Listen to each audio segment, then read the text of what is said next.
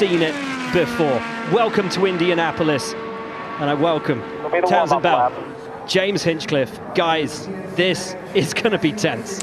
And for Scott Dixon, every single decision he makes over his 4 qualifying laps, remember, you take the average of those 4 laps, it is going to be critical because Scott Dixon was 11th in practice yesterday when running by himself, which puts him right in the frame to be on that bubble to make the top 12. If you want to sit on pole today, #1 job, you've got to be in the top 12 during this initial run, and Dixon James has been right in the framework thereabouts. Right in the framework, and he has the privilege, honor, maybe disadvantage of going first. These track conditions, guys, unlike anything we've seen so far this weekend, the track temperature is hot, the ambient temperature is hot, and that makes such a difference to how these race cars handle. 234 heading into turn 1. The conditions may never be better than they are right now, but as Hinch and Towns have said, these are essentially exploratory runs for everybody else to view as well. Dixon did not practice this morning. 239 into turn 3. And we're going to be watching this hybrid usage right here. How does Scott Dixon deploy and regen that hybrid system? Total game of chess for every driver and team as he's reminded to use his tools to balance the race car in the corners. So 231.8 for lap 1. It's decent. It's not stellar, if I'm being totally honest. That's a little bit slower than I was expecting from this squad. But again, we're still not sure exactly what this track is capable of at these temps because no one has run it this way. 239 again, just for a moment heading into 3. How about being on the brink of 240 miles an hour and turning in flat into turn 3? This requires some serious bravery. The reminder comes again to use your tools. You see the right hand go down there to adjust the front anti-roll bar. Dario Franchitti, a 3-time winner of this race, watches on. He's provided so much coaching to Dixon through the years as a teammate, now as an advisor. And again, it's all about the average here. You can do one big lap and a slow 4th lap and still have a good average, or you can be more consistent across the 4. Dixon right now, pretty consistent. The 24th time that Scott Dixon has qualified for the Indianapolis 500. He has never done it like this. Never had just the one shot. But he knows how to get it done. Turn 1, turn 2, short shoot. 5 times a pole sitter here at the Indy 500. Dixon is so good at balancing a race car as that 3rd lap time comes in and a pretty sizable drop off, guys. He still has not touched the hybrid until now. The deployment of that extra boost of hybrid power comes in turn 2 and down the back straightaway. Wife Emma Dixon looking on. They look happy, but not super thrilled right now, Will. Maintains that top speed of 239 into 3. And regened a little bit of power into 3, using it now through 4. This speed should most certainly go up from the lap 3. Sir Scott Dixon over the line, and this will be our benchmark. It's a 231.4 average. Really big boost of speed from the hybrid there. You're fighting the degradation of the tires with every lap, with every single corner, but then he saved the blast for last lap. Everybody, please run them. Well done, Scott. And now the 7 rolls for Arrow McLaren. Christian Lundgaard, who won the Indy GP just 1 week ago. As Friday, just keep finishing info here. His first win for McLaren. But it hasn't been smooth sailing for this team throughout practice. Lundgaard has never factored inside the top 10 on any of our days of practice. The words from Kyle Moyer over the radio, keep it simple. Easier said than done. There are so many little things that a driver has to manage, has to control on a qualifying run here at the Speedway. You want to keep it smooth, you want to keep it to procedure, but it's anything, Townsend, but simple. Christian Lundgaard with some momentum, winning the Indy GP, the road course race. Last week on Saturday here was a huge moment for him. This is the racetrack where he made his debut as a rookie for Rahal Letterman Lanigan a few years ago. He's been with the McLaren organization now for a couple of years, and Lundgaard is one, like Dixon, that was 12th quickest yesterday in qualifying practice. So another potential bubble driver to make that top 12. He has poles on road and street courses. He has wins on road and street courses. It's ovals, though. Lap 2, this is green flag. In his IndyCar history, where he has traditionally struggled. How much will having Ryan Hunter-Reay, so successful at this track, helped him and helped McLaren in this month of May? Hunter-Reay's been having troubles of his own this past week.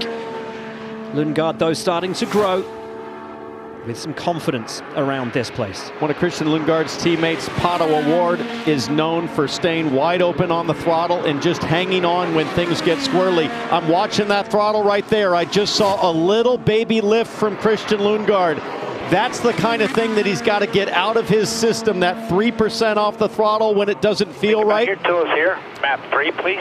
To be fast here at Indy, you've got to just figure out how to suck it up and hang on. Almost a mile an hour off Scott Dixon's first lap. 230.9, plays 231.8 for Dixon. I was going to say that top speed into turn 3, about a mile an hour down on what we saw from Dixon. 238 for Christian Lundgaard. But you hear map 3, that's an engine map change. That's going to be something they do almost every lap. Stay ahead of your tools. Kyle Moyer said keep it simple. And then a breath later, he's barking instructions at his driver to make sure that they are getting through all these things the way they're supposed to. Halfway. 2 laps in, still no deployment on the hybrid. And that's interesting because the Chevy runners throughout this week have been hitting that deploy button, then regenning, sometimes twice a lap.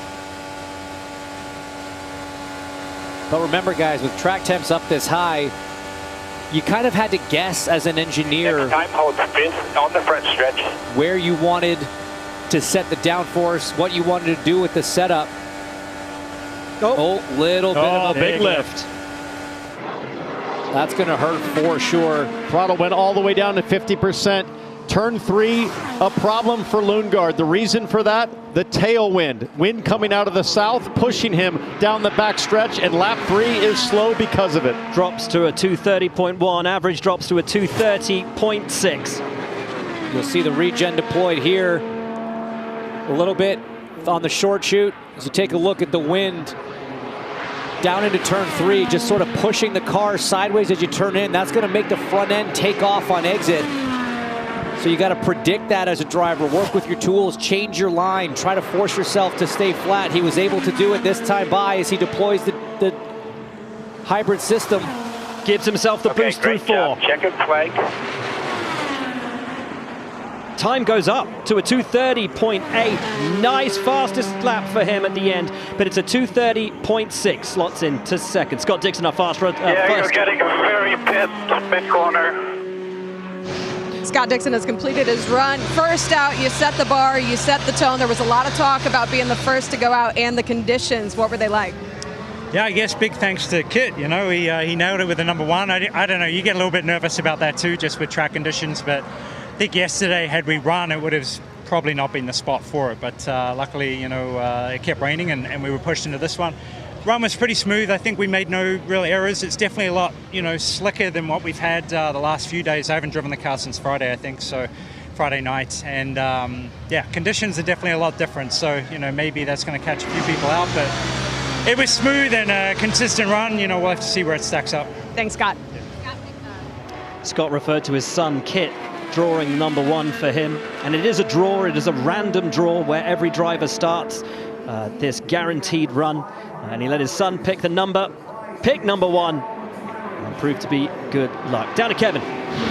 As Ryan Hunter-Reay goes out, he has the added benefit of his teammate Christian Lundgaard just going. I think we caught the tail end of that message of what Lundgaard was saying. He's getting some movement in the rear mid-corner. For Ryan Hunter-Reay, it has not been a clean week. They've had telemetry issues, radio transmission issues, a hybrid issue, and then a new gearbox on today. But even after that, he said the car is just not fast. It handles well, but it doesn't have speed. Let's see if he found some. That's the problem for him, hasn't it been? It's been a well-handling car, but never inside the top 25 all week. His 18th attempt to qualify for the Indy 500. 45 years of age, a one-time winner of this great race, Ryan Hunter-Reay on the prowl.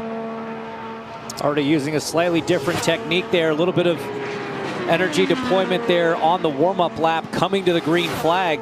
Deploy into 4, deploy into 4. Ryan was crestfallen this morning after practice at the sobering realization that the raw speed just wasn't in his race car. So what can you do as a driver when you're in that situation? Well, as the track temp is rising, and Scott Dixon mentioned track conditions are different than they've seen so far, it's how can Ryan use his experience through all these years at the 500 to make the adjustments? Well, already a different strategy with deployment to his teammate Christian Lundgaard, using 60% and then regenning up on the run to the line. That first lap, though, only a 2:30.2. Deploy into 4, deploy into 4. Let's see what this strategy does in terms of consistency. We see those big laps on lap 4 for both Dixon and Lundgaard, who burned the hybrid all in that final lap. But if Hunter-Reay is able to kind of regenerate that power efficiently, and that's the reason why you wouldn't do it every lap, is by holding the regen paddle, regenning that battery pack. As you see, super consistency across the 2 laps. It does take a bit of a draw off the motor, so there is a price that you pay if you're going to take this sort of approach. But a lift there for Ryan Hunter-Reay in turn 2. Really good job. Stay on top of your tools. Like his teammate Christian Lundgaard, just not trusting the grip and the balance of the car mid-corner. And critically for him and for McLaren, 5 miles an hour off the best that we saw from Scott Dixon of a 2:39 heading down there into turn 3. That's brutal. 5 miles an hour down on the straightaway. There's just nothing Hunter-Reay is going to be able to do to make up that kind of disadvantage. 2/10 fall off from lap 2 to lap 3. Again, it's consistent, but it's just not fast enough. After this morning, deploy into 3. Hunter-Reay would have known that. He knows he's not coming into today with a shot of fighting for pole position, but he's just got to get a car safely through this run and then really just start focusing on the race in a week's time. Running the 31, Reggie Miller, Pacers legend, said he was delighted to see that number being run here at Indianapolis. But it's going to be a rim shot, 2:30.2. Not a great one for Ryan Hunter-Reay. 3rd fastest overall for him. Scott Dixon, your fastest driver, 2:31.4 average for the 4 laps.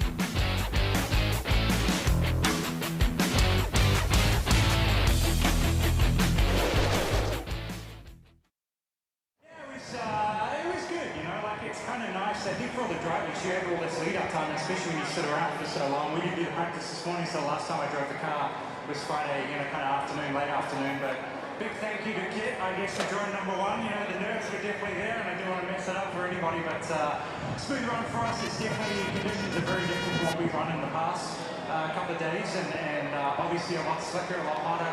But I think going early should, hopefully have a little more speed, but it is what it is.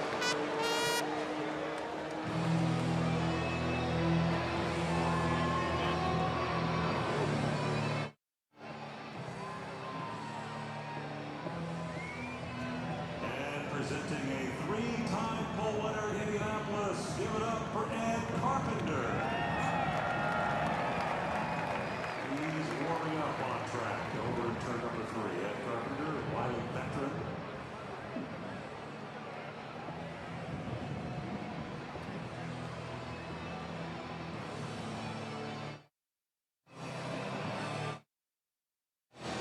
So Ed Carpenter here looking Indianapolis 3-time pole winner for the race 2013, 14, and 18. And here driving the Slim Fast Special Chevy for ECR. Ed Carpenter.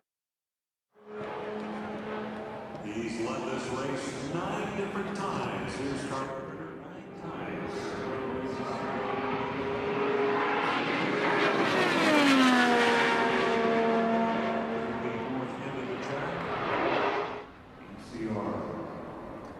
And awfully busy. Now he focuses right here, right now, this moment. Green flag. Begins his 4-lap run to take his place on the grid for the 110th running of the Indianapolis 500. A reminder on the right there, all 33 cars qualifying today will lock into the race. 13th to 33rd from this session. The top 12 will fight it out again for the honor of competing in the Firestone Fast 6 and the chance to fight for pole. Now, Carpenter and his team have looked phenomenal around the Indianapolis Motor Speedway this week. Both he, Alexander Rossi, Christian Rasmussen with some top line times. Let's see what this first lap has in store for him. He just matched Scott Dixon for the top speed so far, 239.795 going into turn 3. That first lap, 231.8 for Carpenter. And that is on a par with Scott Dixon for lap 1. Right there. Right there. Chevy versus Honda. Dixon in a Honda, Carpenter in a Chevy. It's going to come down to degradation. You can see the difference right now, a little bit ahead of Scott Dixon as they head into turn 3 on this second lap. And remember, Carpenter, also no stranger to pole position. 3 times he has started from the point here at Indy. Best finish is second place. Think about bars end to end. But yet to win it. You hear that call. Think about bars end to end. Very fascinating. You can have a different balance, can't you, T-Bell, from one end of the racetrack to the other? Yeah, he's talking about using an adjustment at one end of the racetrack into the headwind and then maybe going to another setting at the other end of the racetrack. Roll bar adjustments are available front and rear with 2 different levers, one on the right side by your thigh, one on the left side by your left thigh. And it looks like Carpenter's done a good job in terms of the balance of the race car. He comes through 4 to complete lap 3. And it's all well and good having a fast first lap, but as we've seen from his teammate Christian Rasmussen, it's the drop-off that's the concern for this team. 230.9. The average still at a 231.3. Needs to find something on this lap to go ahead of Dixon. The Ghost car has him marginally ahead. But remember, he's still got hybrid to deploy, and that's what Dixon did. You see, Dixon had his fastest lap be his final one. And Ed Carpenter got high and really close to the wall exiting turn 2, and I think he had to lift. And he certainly did in 3. This lap is going to cost Ed big time. That degradation of the Firestone tires. He's the first driver over 100-degree track temperature. Way down out of 4. Oh, it's a 229.1. Sorry. Yeah, last lap, not nice at all for Ed Carpenter. I think problems started here in turn 2. Peels off that apex very early up into the gray, and he just had to pedal it. Almost bit it in 2, he said. Man, that was super close. Absolutely no margin there. But as you said, T-Bell, first driver on track over 100 degrees, and right now the track temp has steadily risen by a single degree for every driver that we have had. If you're 15th, 16th in line, you're not loving this trend. Explain to us what that steady increase in temperature will do to the cars out on track in terms of their grip levels, in terms of what that's doing to the car. Yeah, at the end of the day, the only thing that contacts the racetrack are those 4 Firestone tires, and as the track temp rises, the chemical relationship between the rubber tires and the asphalt road continues to change, and the grip continues to fall off. Colder track temps produce more grip with the tires than hotter track temps, and every degree, it's like a science project, that grip coefficient is going away from you. You are losing grip. That's why the random draw is so important. That's why Scott Dixon was so happy to draw first. What's going to be fascinating is we are going to get faster cars from practice in more difficult track conditions, starting right here with Rinus VeeKay. His worst start here at the Indianapolis Motor Speedway was last year, where he started 31st. He was in the battle to be bumped with his teammate Jacob Abel. A horrible qualifying experience for Rinus VeeKay last year, but this is a guy who has been on the front row for 50% of his Indy 500 starts. He was 3rd fastest in the no-toe yesterday. This guy can pedal around this circuit like few others. Was one of the bravest drivers we've seen in some time when he came on the scene as a rookie, James, but he's added maturity and experience to that outright sheer bravery. This guy is willing to take race cars where very few others would be willing to do so, but now he knows what to expect here. He's had some brilliant runs. He used his entire bat, his entire pull of deployment on the back straight, then recharged it into turn 3 as well. Very different strategy. Fascinating, absolutely fascinating. 2 full deploys of the hybrid around just his first lap. And it's a 232.2 for his first lap around here. That is the fastest first lap that we've seen so far today. Excellent. As Carmen Vique, his wife, who's no stranger to aggressive situations. She's a professional boxer when she's not at the racetrack rooting on her husband. And right now, Vique is punching strong. And talk about busy behind the wheel, Townsend. He's having to do basically twice as much work as these other drivers that were only deploying on that final lap. He's regenning and deploying on each straight. That's just something else the drivers got to think about and focus on while traveling at 230 plus miles an hour. But it's working. It's working. 231.7 for lap 2. So everybody that sits on pit lane watching this might be reconsidering whatever strategy they thought they would use based on Vique's pace right here. And just like the drivers before him, about a half a mile an hour drop off between lap 1 and lap 2. And look at the gap he holds over Scott Dixon already. 2 laps in, halfway through his 4-lap run. Rinus VeeKay looking good. Little bit twitchy there through turn 3. Track temperature almost 102 degrees now. VeeKay's got to hold on for one more.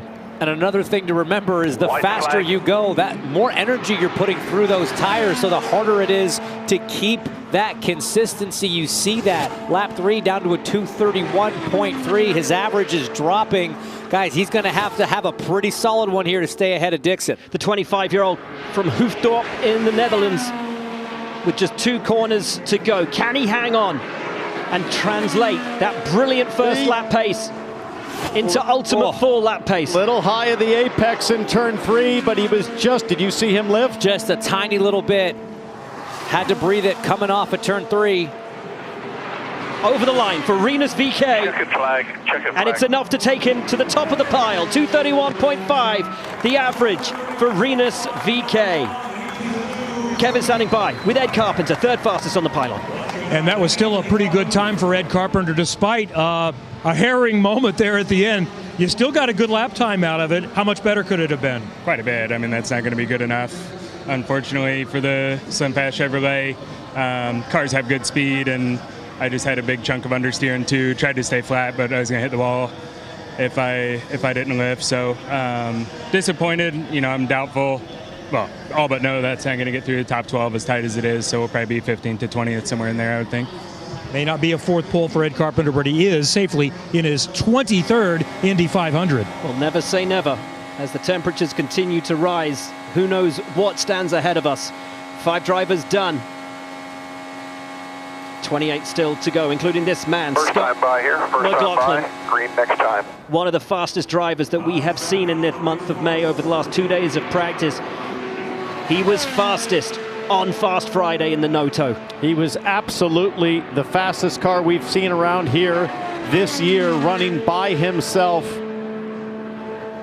That famous yellow Pennzoil paint scheme made famous by the great Rick Mears, a 4-time winner who still works with Team Penske and helps drivers like Scotty McLaughlin to be the best here at Indy. And he's been quick for a few years in a row, guys. Of course, sat on the pole here in 2024. Had a car quick enough to contend for pole last season until an early qualifying morning practice crash eliminated his primary car. They opted to not do that morning practice session this year. None of the Penske cars did. A ton of confidence right now, and a 219.2 warm-up lap. That's the 2nd quickest one that we've seen since Scott Dixon. Will, last night I saw Mr. Penske at the hotel, and I asked him, will you practice today? And he looked me dead square and said, why would we? That's how confident they are in all 3 Team Penske cars. Tim Cindric, longtime team president, now strategist for this car, looks on. Team Penske came here for one purpose, to be the absolute best this year, and they feel so confident they've got it. 232.4, that is the fastest first lap, and it comes at the hand of Scott McLaughlin. Interesting that McLaughlin was 4th in the turn 3 speed trap at 239.5. Ed Carpenter's the fastest at 240.1 going into turn 3. Interesting use or lack of use of the hybrid thus far. And you saw the difference. VeeKay closed up on him coming off of 2, but didn't really lose anything into 3, which is where the regen was happening for the 76 of VeeKay. Lap 2 here, completing lap 2, 2 more. Where's the consistency? Does he have the consistency? 231.8. That's 0.6 of a mile an hour, so a shade more than we've seen. He's tracking a similar degradation level to Rinus VK's run. It's just showing me, guys, as these track temps creep up, 102.5 for McLaughlin here. It goes up and up. His wife Carly watching along nervously, as this is as fast as an IndyCar driver goes all year long. This is as big of a risk as you have to take for an entire season. These hot track temps, these race cars are sliding, Townsend. If you're sliding sideways, you're not going forwards. White flag. Deploy in 1. 231.2. Massive drop off over the first 3. Hey, turn 1 at the exit looking lively. There goes the deployment of the hybrid onto the back straightaway. How much speed can he find now? He still shows ahead of VK on the Ghost car. Turn 3, the most difficult one for McLaughlin. 40% deployment left. A little squirt to bring him home. McLaughlin through 4. 231.5. The average to beat. McLaughlin Nice job, everyone. goes to the top at 231.623, and it's Penske to the 4. McLaughlin, the fastest 4-lap average of the day so far. And in the next group comes his teammate, Joseph Newgarden, a 2-time winner of the greatest spectacle in racing.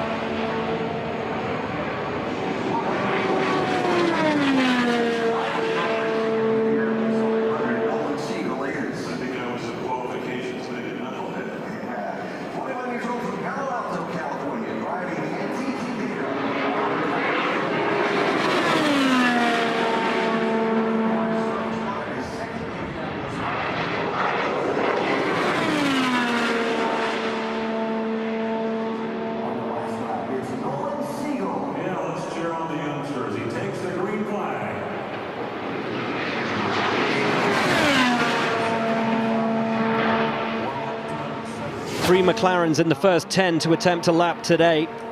There's the third of the bunch, Nolan Siegel. Here. Only 2 drivers in the field could break the record of being the youngest pole sitter in the history of this race, and Nolan Siegel is one of them, but he's tracking behind Scott McLaughlin at the moment. Already seeing lifts of the throttle there on that first lap, just struggling to get the front end. You hit 3 at the line. Tools for the understeer. That wind down into turn 3, catching drivers out again, and it's a slow lap. I say slow, obviously that's relative. 229.9 for Nolan Siegel. You saw his left hand go down and stiffen the rear roll bar to deal with the understeer. Understeer where the car is not wanting to steer through the corner, pushing through the corner. See Nolan still making adjustments there to the back of the race car. It looks like quite a handful right now. See a lot of movement through the wheel. Was able to keep it flat that time through 3. So the adjustments from inside the cockpit, those are working. The driver can have a huge effect on the balance. There you go. Oh boy. He couldn't decide which bar he wanted. I don't think he made an adjustment to either. At one point, I don't think he had his hands on the wheel at all as he switched back and forth. 50%. In situations like that, you can literally hold your knee up a little bit if you need to hold it in that transition, but his hands are busy.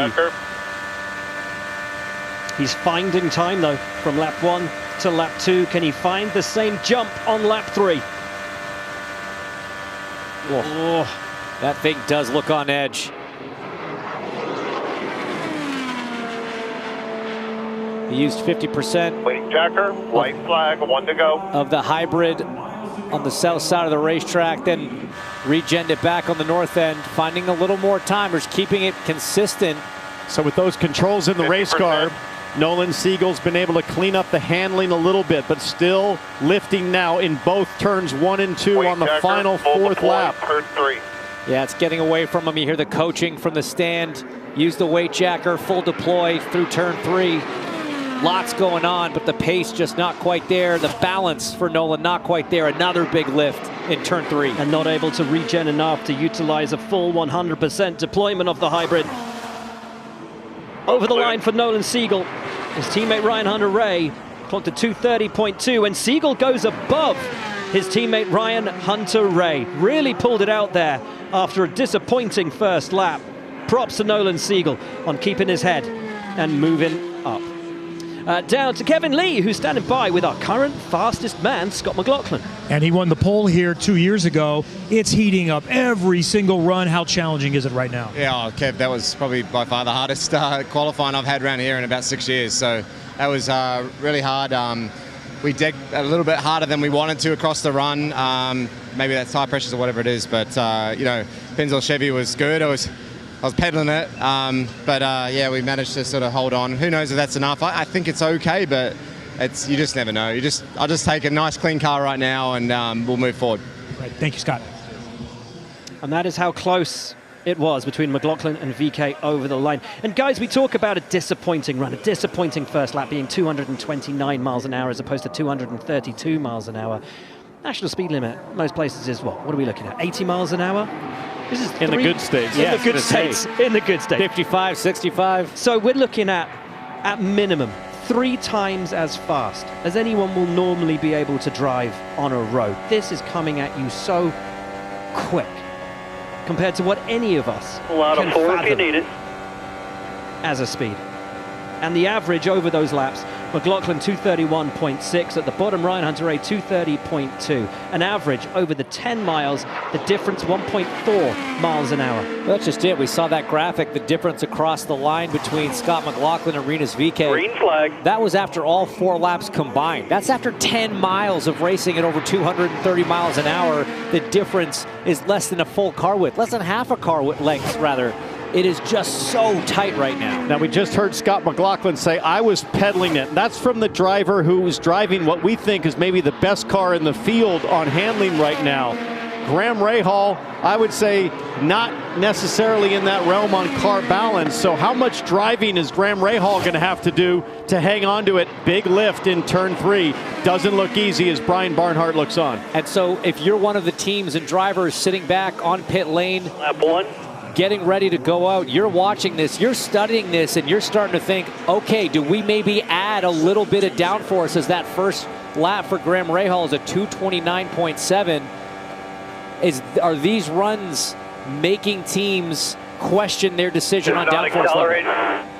Graham Rahal says it's not accelerating. You see him pushing his fast jacker button. What does that do? As you hear the teams remind the drivers of the weight jacker. Well, in qualifying trim, they're using that weight jacker primarily to reduce drag on their race car. Holding that button down or latching it with an on-off. You see Graham working it now. At the back of the race car, James, it's adjusting the right rear spring. And what that does, guys, is it adjusts the right rear ride height, essentially. Normally, we use that as a tuning tool for the corners, but on the straights, what we're doing is we're hitting that to drop the back of the car, the ride height on the right rear, as low as possible to just try to get this rear wing a fraction of an inch more out of that clean air, try to eliminate a little bit of drag, and then have it pop back up by the time you get to the corner. You can still tune with weight jacker. You got to use a fast jacker. You've got to use hybrid. You have to shift. You've got the roll bars.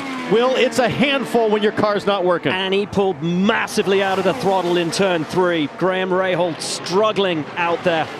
Boy, out of 1. Drops to a 228.9. That does not look like a happy car. or a happy driver. He's got a best starting position of 4th here in his years at the Indianapolis Motor Speedway, of which he's had many. And I do not think that this car and this team have the pace to fight like that this year. That 4th place start was back in 2009. From that year to this, he has only started in the top 10 on another 2 occasions. The Indianapolis Motor Speedway has not always been kind to Graham Rahal. Still lifting off at turn 4, deploys. Really slow. Well, he summed it up, really slow, and there's no denying it. 229.0, the slowest we've seen It wasn't today. following at all. Like nothing. And that is a gap to Ryan Hunter-Reay, the 2nd slowest, of 1.2 miles an hour. Yes, as Scott said, that was good but difficult. He had a small lift on the exit of 2 there with the tailwind down the back on the last lap. Okay, Joseph, what have you got? Your teammate is fastest. And this Penske car, this Penske organization has looked phenomenal this week. And that's one of the difficult things for Scott McLaughlin right now, is all you can do is sit back and watch at this point. The rest of the cars going by, and it's so painful when you're sitting in that position. But again, you don't have to be quickest right now. You've just got to make it into the top 12 at the end of today. And this is certainly a car that could be threatening for one of those spots. The benefit of Joseph Newgarden being the 2nd Team Penske car is he has critical information his team would have learned from Scott McLaughlin's run. You can put that to good use. His strategist, Jonathan Dudegood, watches on. The negative for Newgarden, he was not the first car. He has 2 more degrees of track temp to deal with. And again, every degree of track temp and things start to slide around just a little bit more. It just gets more hairy the deeper we go into this qualifying order. Twice a winner of this race, has yet to get a pole position. Best start for Joseph Newgarden is 2nd. That was back in 2016. He would love to add a 500 pole to his CV. There's not many things this guy doesn't have on his resume. 2-time IndyCar champion, back-to-back Indy 500 winner. And you can see that 6-degree increase in track temp makes a huge difference to the grip level. And ambient hasn't changed much, but the sun, as it gets higher, just blasts the racetrack. That dark asphalt surface just soaks up the heat, and it will continue to rise as Newgarden warms up the Shell Chevy. His teammate Scott McLaughlin's first lap was a 232.403. Let's see what Newgarden's got. His wife Ashley Newgarden looking on. Ah, it looks smooth. Red 3, lap 1 complete. Ah, looks really smooth. 212 is a bit slow on the warm-up lap. Oh, and he's down. 230.4 is slow on the first lap in comparison to Scott McLaughlin, who was well into the 232s. Not by a small amount. That's 2 miles an hour difference over just that first lap. That is significant, guys. You're not coming back from that. You're not going to go fast enough on these next 3. I can't quite figure it out because Newgarden is still 239 on the back straightaway, tied with his teammate McLaughlin there. But look at the gap. Holy cow, Scotty Mack well ahead of his teammate. Might be worth pointing out that yesterday McLaughlin was fastest in the no-toe and Newgarden was only down in 14th, but you don't expect to see that kind of a gap. It's another lap in the 230s. This is not going to be it. Wow. James, Newgarden not looking like a candidate for the top 12 right now. That would be shocking. But I'm not seeing anything balance-wise that looks concerning. A small change to the bar there. You see him holding down that fast jacker button with his thumb. As he releases it, it'll pop back up, give him the cross weight that he wants into 3, but it looks like a fairly balanced race car, just a little bit of pace missing. And fascinatingly, the team that premiered this multiple use of the deployment and regen on their hybrid multiple times a lap, Newgarden is not doing that today, and the time and the speed drops again. Again, a half a mile an hour of degradation. That's not terrible in terms of the fall off. It's just the bar was set so low from outright pace. 2 miles an hour average down on McLaughlin. From what we've seen so far, the hands look calm. He's been wide open on the throttle. He does have hybrid left in his pocket to use as he comes to finish his final lap. I'm just watching the gear strategy, guys. It looks like he's shifting at some weird places, maybe not getting the perfect set of gears in the back of that race car. For Newgarden, this could put him close to the bottom, and it is. Second slowest, faster than only Graham Rahal. A 2:30.165 has him 8th out of 9. That is not part of the script for Penske. Next up, in the next group, Santino Ferrucci.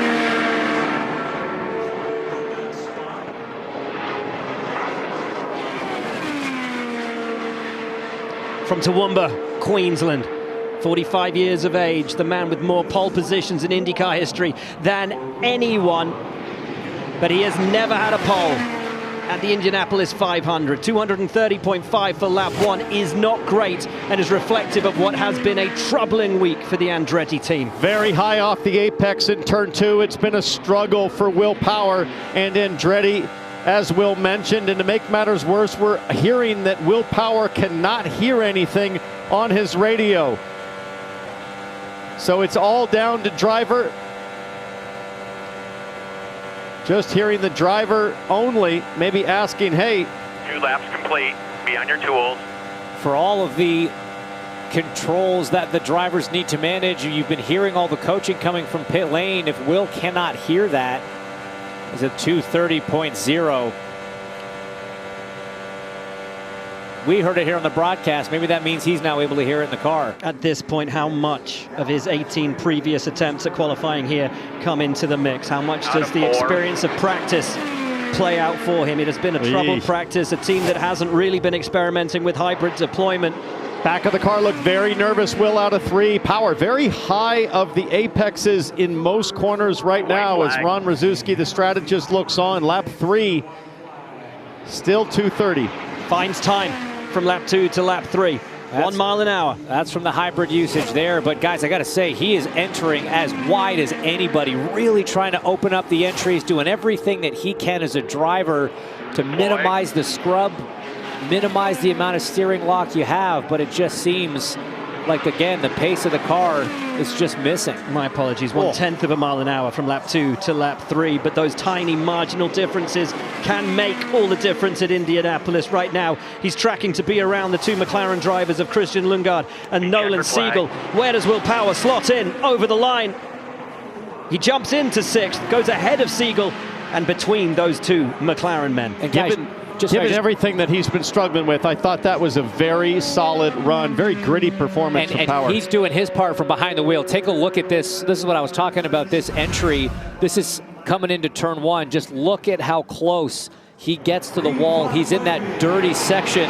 He is all the way up. Really, really impressive stuff from a driving standpoint. A tough run for Will Power. Critically, though. After the tires, even on your outlap, I really just use minimal lock, trying not to hurt the tire over the run to make sure you're good on lap 4. Interesting, and that'll be the heat out there today, trying to hang on to those tires. Tough run for Power, but interestingly, way ahead of Joseph Newgarden, who we had expected to fight for the pole. He's standing by with Georgia. The debrief has already started for Joseph Newgarden's run. I know your wheels are turning. What are your initial thoughts after the run? That's what she's got. That's what she'll turn. So, yeah, I mean, we're in the show, right? There's no bumping, so we're in the show, which is great. We'll go to work on our race car, but, you know, Shell's going to do a great job for us. I always love running this livery. Team Chevy's doing a great job, and, you know, excited to get back to race trim. Thanks, Joseph. Thanks. Well, a happy Joseph Newgarden because he's in the show. And you know that Joseph Newgarden can start from anywhere and be competitive. He almost won this thing from the last row of the grid in 2025. But what about this guy? Felix Rosenqvist always runs well here. A force in qualifying. Has started inside the top 10 for the last 4 consecutive years at the Indy 500. Fought for the pole last year, made it down to the Firestone Fast 6. Has started from the front row once before. Became a father just a few days ago. This has been a joyous month of May for Felix Rosenqvist, and his warm-up lap looked pretty spicy. And Will, you know what it's like when you welcome a new and your first child into the world. It puts an extra emphasis on every moment professionally as your family's growing. Young Stella watching on. 2:35 for Rosenqvist as he goes into turn one. Wide open on the throttle, hasn't touched regen just yet. I think the fastest warm-up lap we've seen so far to 2:21.9, so hustling to get to the line, and we saw this car be really quick at certain points of practice, and right now he's tracking slightly ahead of Scotty Mack. Whoa, baby. This is a nice first lap for Felix Rosenqvist. 6th on the no-toe times on Fast Friday. Jumped up. A tick high. The team said they just found 3 miles an hour out of thin air at the end of the day. What's this one? 2:32.9. That is half a mile an hour faster than anyone has run today. That's a big, big number, and you heard the call from the pit lane. COP is a little high. Center of pressure, that means a little bit more front wing, a little bit more aerodynamic balance to the front of the car. Johnson, that makes the front end a little sharp and makes the back a little more on edge. Let me translate that message for you. Sketch factor, high. If you're Felix Rosenqvist, that means you have to be extra gentle with your hands, knowing that that front ring is really going to try to pull the car into the corner. Stay on top of those tools. To put this into Days of Thunder parlance, loose is fast and on the edge of out of control, and that's exactly what Felix Rosenqvist is dealing with right now. And that is exactly where Felix Rosenqvist loves to be. He's dialed in. Ah, there's the wiggle off of turn 2. That's that COP working against him. That almost got away from Rosenqvist. And yet not even a hint of a lift on the throttle. Maximum commitment from Felix Rosenqvist on his 3rd lap around the Indianapolis Motor Speedway. Look at the average speed time, 2:32.7. He is motoring. He is monstering this run. He is looking dad strong as he finishes lap 3, 2:32.4. A great average, but James turn 2, which also almost caught him, is coming up. It's coming up, and he's still got a full pack of hybrid to deploy, so this last lap, guys, could be even quicker still. Deploy. There you go. He got the reminder because you didn't want to lose that free lap time. Deploying all the way down to turn 3, 240 miles an hour as he turns into turn 3. What a run from Felix Rosenqvist. 34 years of age. From Värnamo, Sweden. This could be, by far, the fastest run of the day so far. Go, Daddy, go. Red one. And it is by a monster. Really good. Almost 1 mile an hour. Rosenqvist at 2:32.599. Sensational. Good job. Great, Rob. This is looking back at that moment on lap 3 there in turn 3. I know it looks subtle, turn 2. I know it looks subtle, but when you have that much yaw, we'll watch on board here, that is a big moment. Never lifted. Yeah, that's right, but anyone that's ever been strapped into an Indy car in a quali trim around the speedway knows what a big moment that was. And the pace we saw to the 60 was not matched by that of the Andretti Global machine of Will Power, and Kev caught up with him. So I know you don't feel like you necessarily had a challenger for the pole, but all things considered, is that pretty good for you? Yeah, yes. Definitely happy with that run. Like we were expecting to be sort of 25th to 33rd type range. I'm hoping that is already better than at least 33rd. So yeah, and we thought the warmer conditions would help us because we have really good downforce. It just, we just seem draggy for some reason. So happy with that run. All right, maybe hoping for a hot race day coming up in a week. That's Will Power. Way better than expected for Power to have himself ahead of the McLarens, ahead of a Penske of Joseph Newgarden. Much better than expected. We're right on board now with Santino Ferrucci, who has been really approaching this month of May in such a mature fashion. Yesterday, I should say Friday, in Fast Friday, he was 7th on the 4-lap no-toe. He is hoping for big things today. This morning, after his practice run, he had a heart-to-heart conversation on pit lane with his team owner, Larry Foyt, and the discussion was about how much risk do we want to take. And Santino Ferrucci said, listen, if you guys want to trim out and go for broke, I will drive it, but Larry, it's your decision. I'm comfortable hanging it all out there, but Larry, you've got to pay for it, I think was the message if I write off a $500,000 race car. We don't know what they decided, James, but we're about to find out. How big is Ferrucci going to go? 212-mile-an-hour warm-up lap. And that first lap's a 2:31.1. Respectable, but definitely not even coming close to what we just saw from Rosenqvist. I can't get over what Rosenqvist just pulled off. That was massive. Puts him top 4, top 5 as it stands at the moment for Santino Ferrucci. Can he find pace, though, on lap 2? He gets to that 239 miles an hour as his wife, Renee, walks confidently down to the direction of turn 4.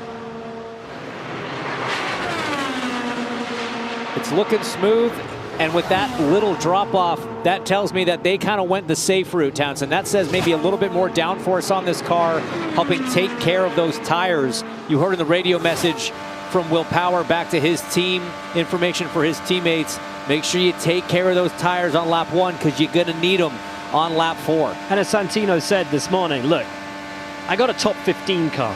Do I have a top 12 car? Do I have a car that can fight for pole? Is it better just to keep it tidy and know that I'm going to make my way in with my preferred race car? All right, white this flag. Team has spent months getting into pristine condition for the 500. Wow. Possibly. Really good lap 3. Finds time and improves for his best lap of the run so far. Used about 40% of the hybrid on that last lap. That's where you see the boost. He's got 60% still to burn. That's probably going to happen on the south side of the racetrack. Hey, and listen, if you can get up and compete with the likes of VK and Dixon right now, you may still find yourself in the show. In terms of hybrid technique, James, I'm liking the regen and deploy on each lap based on what we've seen so far. Ferrucci will finish lap 4, and it still looks solid. Solid is right. Up and into the top 5. 231.2, the average for Ferrucci.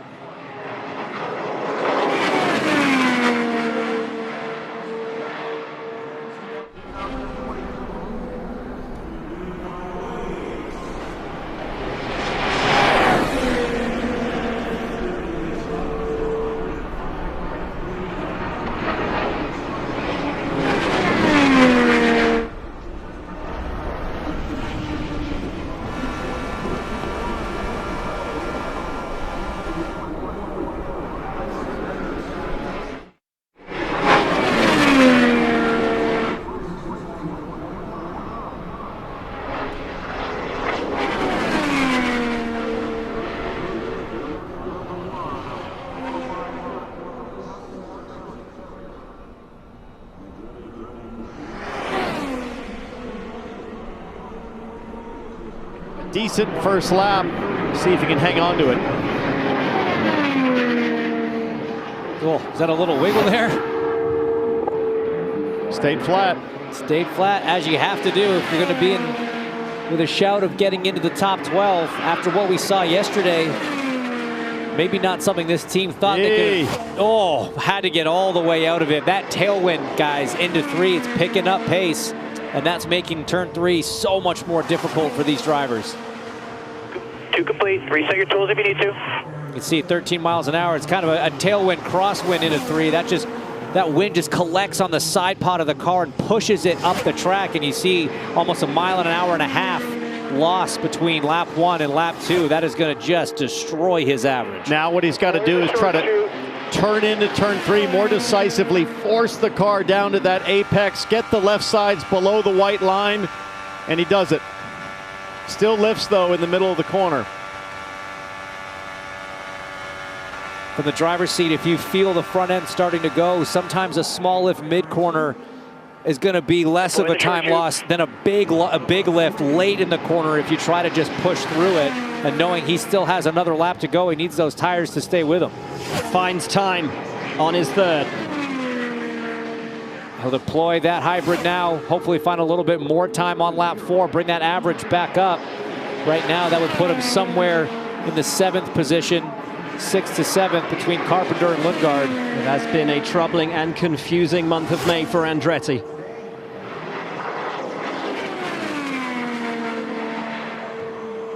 Can Ericsson improve again for lap 4? Found 0.8 from 2 to 3, 3 to 4, drops again, half a mile an hour. The average 230.6, and that places him 7th. What about his compatriot though? Felix Rosenqvist, the fastest driver at the moment, and by a massive margin. He's with Georgia. A 232.599 for Felix Rosenqvist. You were flying. This thing was a rocket ship, and I have to know, what was it like from the inside?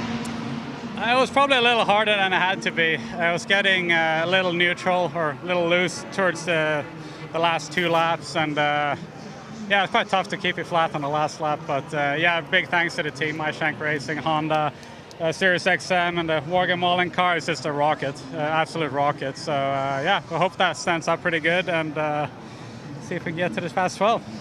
A standing ovation for Felix Rosenqvist from the fans as he pulled in, setting the tone. And deservedly so. Now we roll though to the stories that I love about this month of May. We get the drivers who turn up for the one-offs, but what about this? Not just a driver who turns up for the one-off, but a team who turns up just for this race. Dreyer Reinbold Racing running Connor Daly and Jack Harvey this year. Connor Daly, Indiana native. This place loves him. He loves this place, and he has looked phenomenal all the way through practice, even going back to the open test. He has got a rocket underneath him in 2026. And one of the things about Connor Daly when you're watching throughout practice, whether it was group running in race trim or single car qualifying trim, the 23 looked rapid at all times. When you've got a car that's got pure pace and still has the balance and grip in traffic, that's a dangerous combination for everyone else when you're coming to next Sunday. Connor Daly driving for Dreyer Reinbold Racing, and his grandfather, the Judge Bowles, waving the flag there. Oh, little lift of the throttle. I think I saw a wiggle there in turn 1. And he's having to lift a little bit in turn 2 to try to stay ahead of it. Not a great start. See what kind of speed Connor can pull down the back straightaway. 239. Decent. Oh, a lift again through 3. This is tough. 3 out of 4 corners on lap 1, having to lift. Wonder if they rolled the dice a little bit too hard. 104.5 degrees is the track temp.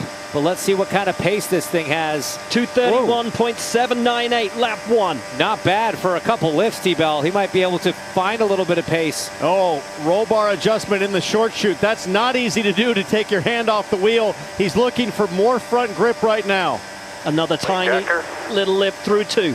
He went for another one. James, that's a big swing on front bite. Let's see how it works out here in 3. Oh, little lift there as the car got a bit neutral into 3.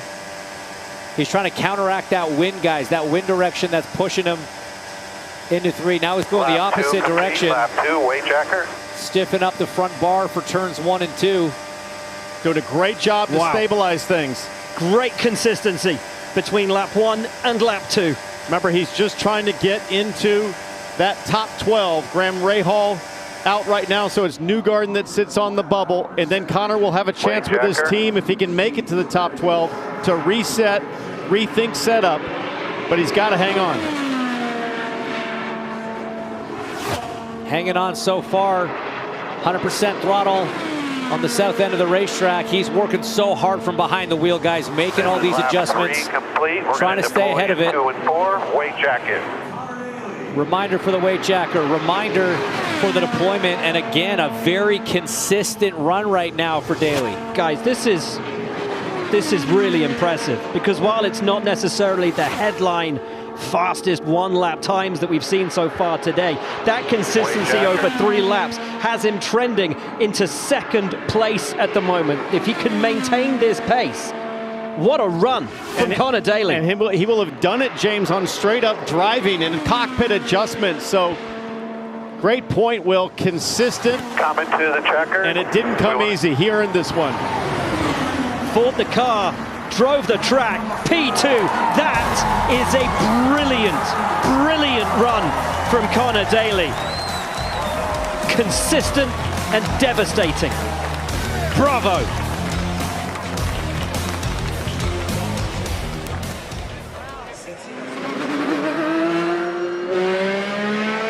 Graham's run, he was lifting in all 4 corners, which is why he was slow on the straights. I've added enough wind, so you should be able to be flat.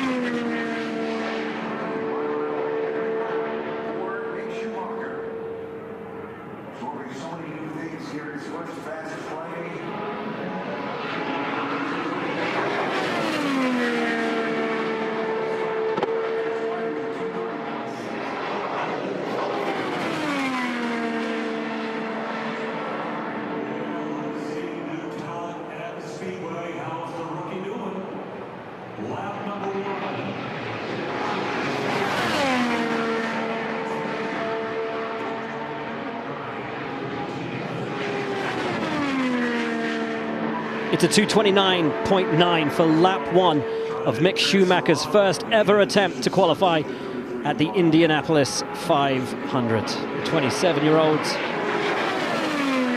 German who hails from Switzerland has impressed everybody in the start to his IndyCar career. He was on the 2nd row for his first ever oval start in Phoenix earlier this year. Tools if you need them. The man who's transitioned from his knowledge of Formula One and the World Endurance Championship to his first ever runs, not just on ovals, but here at a super speedway. 229.9, 229.6. Nice consistency between first and second laps.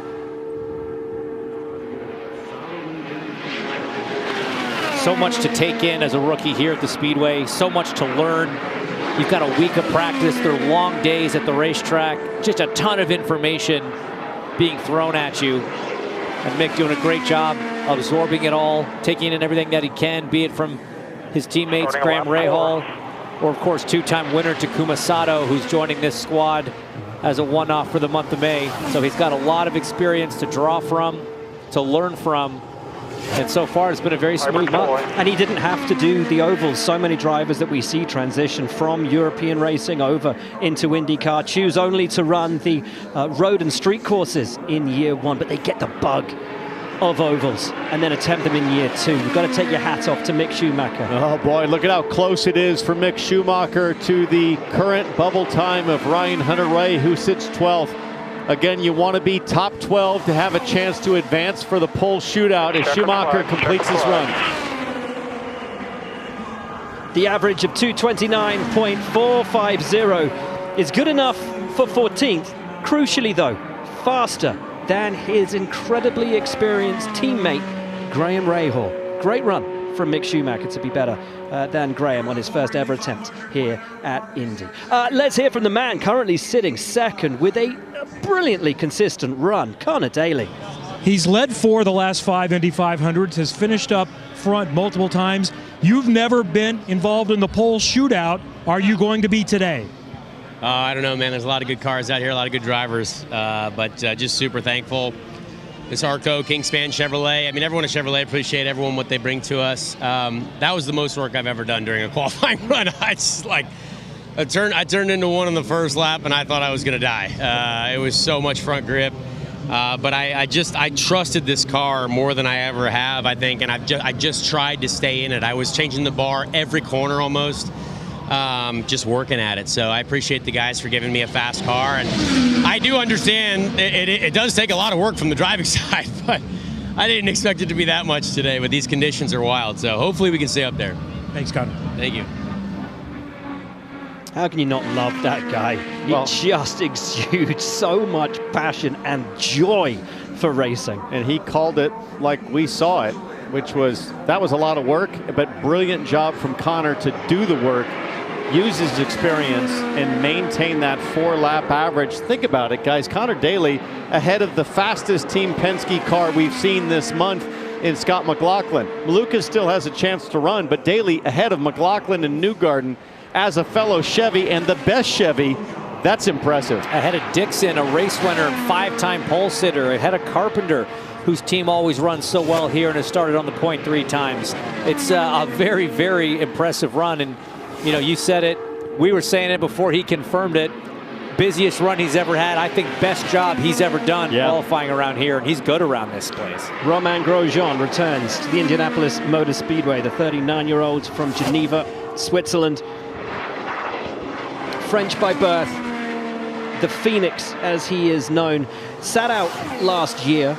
Sat on the pit wall for the Prema team, who roared around the Indianapolis Motor Speedway on debut with Robert Schwartzman to take the most unlikely of pole positions. But Romain, once a racer, always a racer. Wanted back in, wanted a seat, has taken that, and a first lap of a 2:30.281.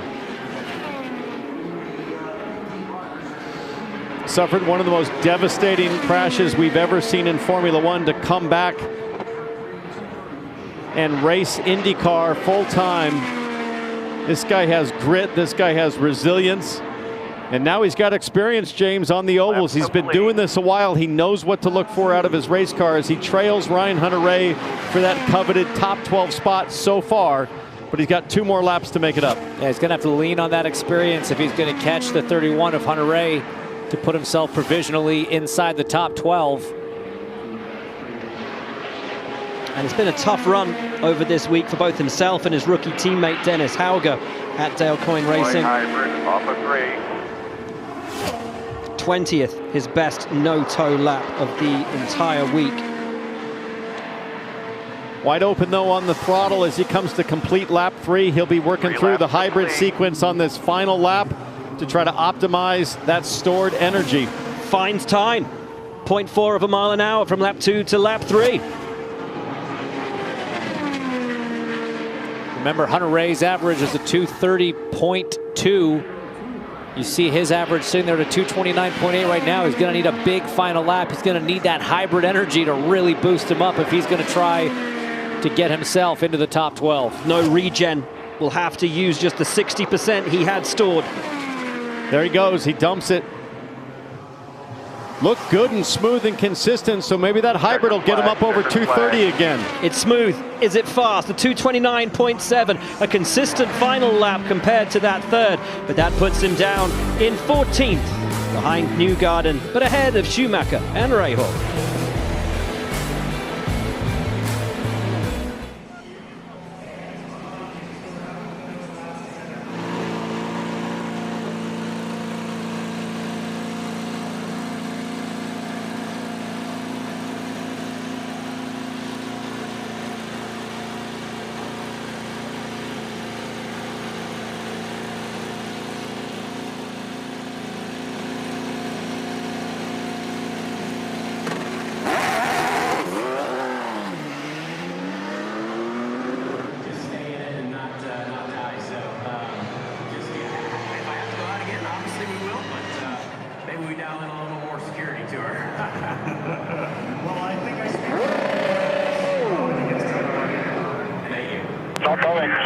Sitting second currently on the scoreboard.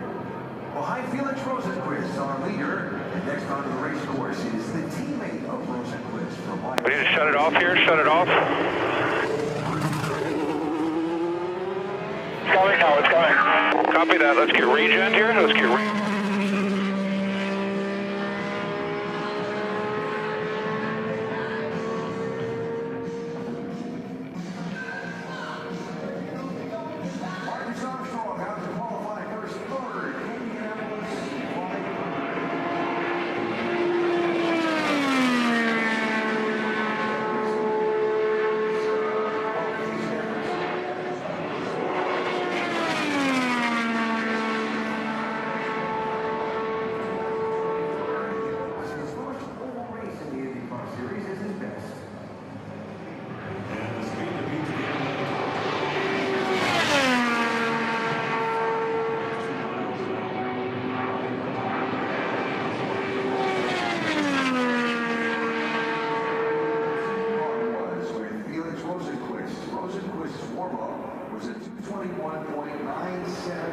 Back in Indianapolis, Marcus Armstrong up at speed, but he didn't pull out of pit lane at speed. Looked like the car almost died on him. Troubling start to the run for him. I think the car did actually die. We heard the engine stop. It started to creep. There it goes. The engine now dead stick. He gets it fired back up. Remember, these hybrid systems allow you to refire the car, but T-Bell, that's a heart in the throat moment that you don't want right before you're trying to stay calm and get everything done here. Especially as he's driving for a team that currently has the fastest 4-lap average. Teammates to Rosenquist. Kevin, the question is, can they recover from this? Yeah, do you get up to speed quick enough? And he was just told, we're okay, other than the COP, the center of pressure, is a little bit behind. Well, that'd be different than his teammate Rosenquist. If they're soft on center of pressure, then the car won't be pointy enough in the corner, so it'll be on Armstrong to feel it right here in turn one on this first lap and make the adjustments. Well down of his teammate, but a 231.0 for Marcus Armstrong. I wonder if maybe they overcompensated after Rosenquist's run, took a little bit of front wing out of the car, but overshot it. There you see, well ahead of the bubble of Ryan Hunter-Reay on lap one. Watching the throttle trace from Armstrong in turn three. That's the most difficult corner right now with the wind, and Armstrong wide open on the throttle. That's what you want to see. This is halfway. Nice job. Stay ahead of your tools. A little bit of cloud cover has kind of kept the track temp consistent. Hasn't risen quite as much as we and I think some of the teams were expecting. Good line there from Armstrong through turn one, but lost a good chunk of lap time from the first lap to the second. Hasn't looked as confident as his teammate Felix Rosenquist in the no-toe runs thus far this week, but he knows he's got a good car underneath him. Can he maintain that consistent pace though? 3 cars for MSR this year, himself, his teammate Felix Rosenquist, and of course Elio Castroneves. Nice job, stay ahead of it. Back attempting the drive for 5. It's so tough as a driver, seeing your lap times and your speeds on your dash being so far off that of your teammate who ran not that long ago. You see his average right now, 230.5. The bubble, Hunter Ray, is at 230.2. So he's to the good now, but trending the wrong direction. Would be good enough for a top 10 place as it stands. Ahead just of Will Power, just ahead of Will Power. He fires all the hybrid down the back straightaway. So 0 left in the capacitor as Armstrong completes his 4-lap run. Where does this put him? Nice work. It's 8th. So that's a phenomenal final lap. Yeah, 2:31.0. Wow, that last lap was great. That hybrid really gives you a boost. So a big final lap for Marcus Armstrong. Puts him ahead not just of Will Power, but of that of Ericsson and Lundgaard. The only rookie in the field to have run so far, Mick Schumacher, tough day at the office, finds himself only ahead of his teammate Graham Rahal. He's down on pit lane with Georgia. Mick Schumacher, you have just qualified for your first Indianapolis 500. There were a lot of variables going into today. How do you feel like you handled them? Yeah, I mean, like, you know, I was just saying to everybody here on the stand how privileged I am to be able to work with such a great crew and such a great team. You know, everybody on the 47 did an amazing job so far this whole week. I mean, it's been obviously tough, not easy, and you know, we have to understand what happened here in qualifying. You know, the car felt good. It's maybe not the best thing that the car feels good. You know, maybe you want it to be a bit edgy and stuff. But overall, you know, we just gotta get after it, understand it, and hopefully have a good car for the race. Good debrief from Mick Schumacher. Thank you. One of the most electrifying drivers at this racetrack and in this fabled race, Pato O'Ward for McLaren. How worried, guys, is he going into this run? His teammate Ryan Hunter-Reay, an average of 230.2. Lundgaard and Siegel also both in the 230s. Needs 2.5 mile an hour average over those 4 to even get up near the top. Awfully busy on the steering wheel there in turn 3. Grade 2, grade 2. Much harder than you'd want to see on your warm-up lap. We'll see how things settle in for Pato O'Ward as he fires into turn 1. But it never looks comfortable for Pato, does it? This is sort of how he likes his race car. He knows how to make it work, even when it's kind of fighting him a little bit more than others. 2:17.7 warm-up lap, kind of in the realm of a lot of drivers that we've seen. Let's see what kind of top speed we get out of the 5. 2:38 just. So he is now tracking. That's the car of Felix Rosenquist in the Ghost car, well ahead of the bubble right now, but that's the gap to fastest time so far. And he's deploying the hybrid on this very first lap. I don't think we've seen anybody that aggressive yet on the hybrid. He sees 231.3. 50% almost of the hybrid used up. I think Rinus VeeKay is the only other driver we've seen use it right from lap 1. It'll be interesting to see if this is a 4-lap deployment strategy that they're using. Because, guys, we're talking about hundreds, sometimes thousands of a mile an hour. Anything that you can do can make a difference in line, in technique, in tools. Regens on the run to 3. Deploys on the exit of 4. Pato O'Ward, lap 2.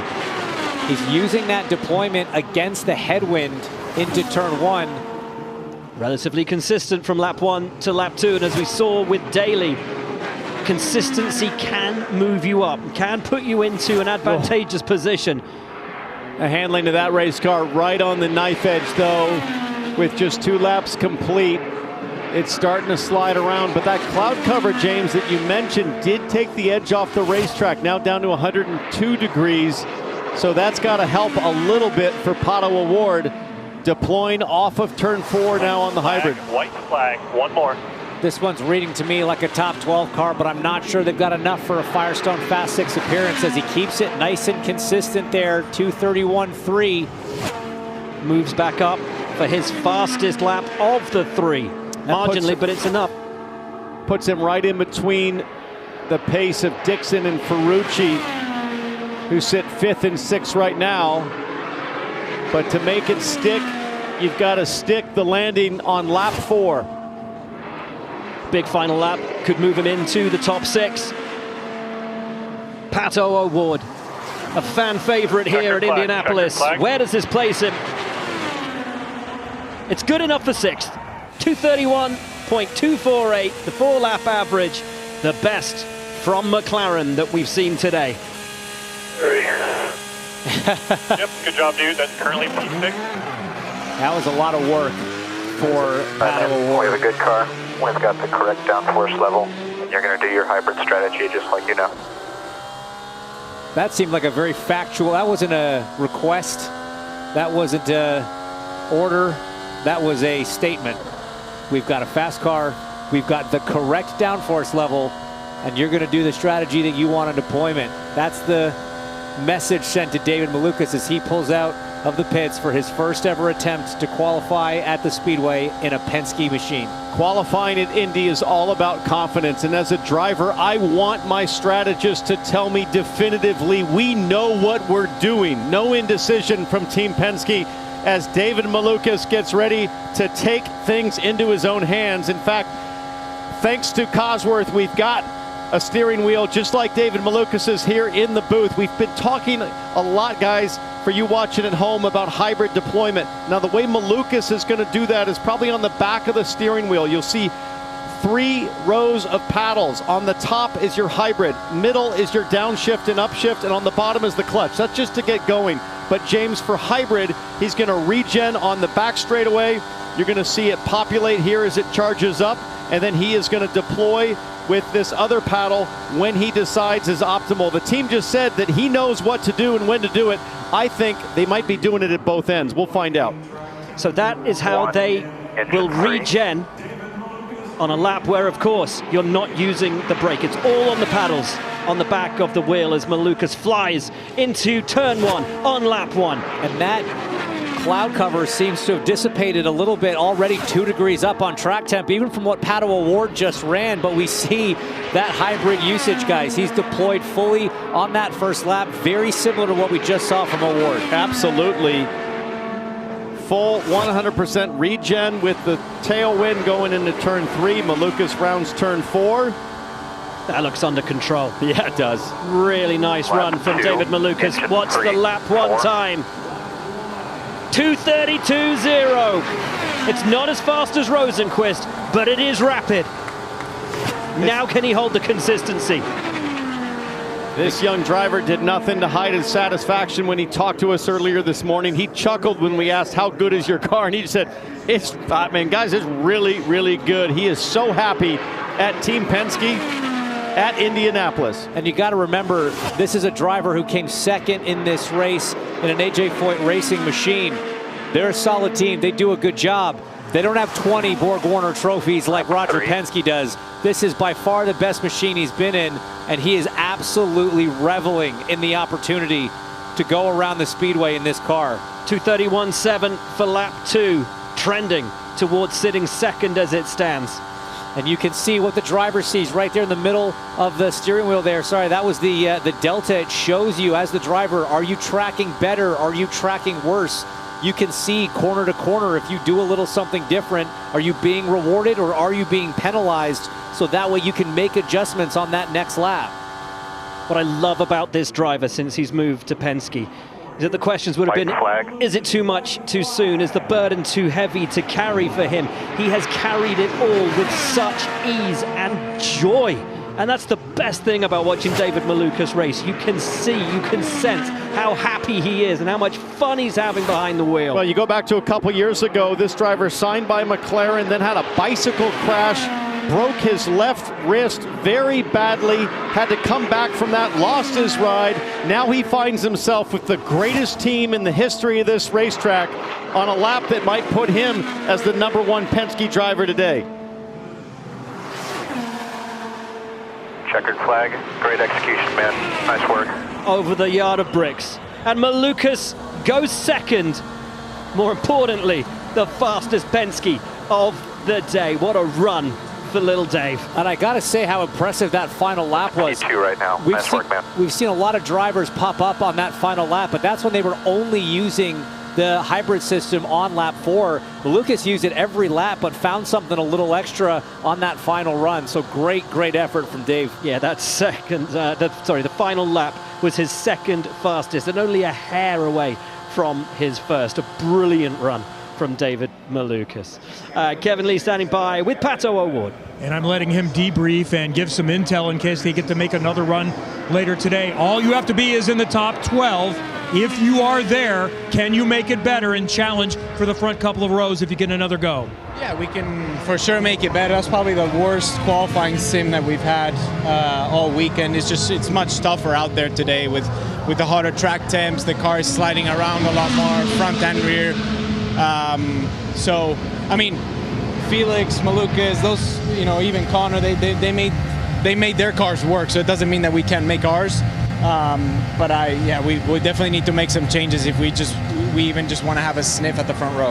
Okay, 7th right now, hoping to get into the 12 to have a chance to be better than that.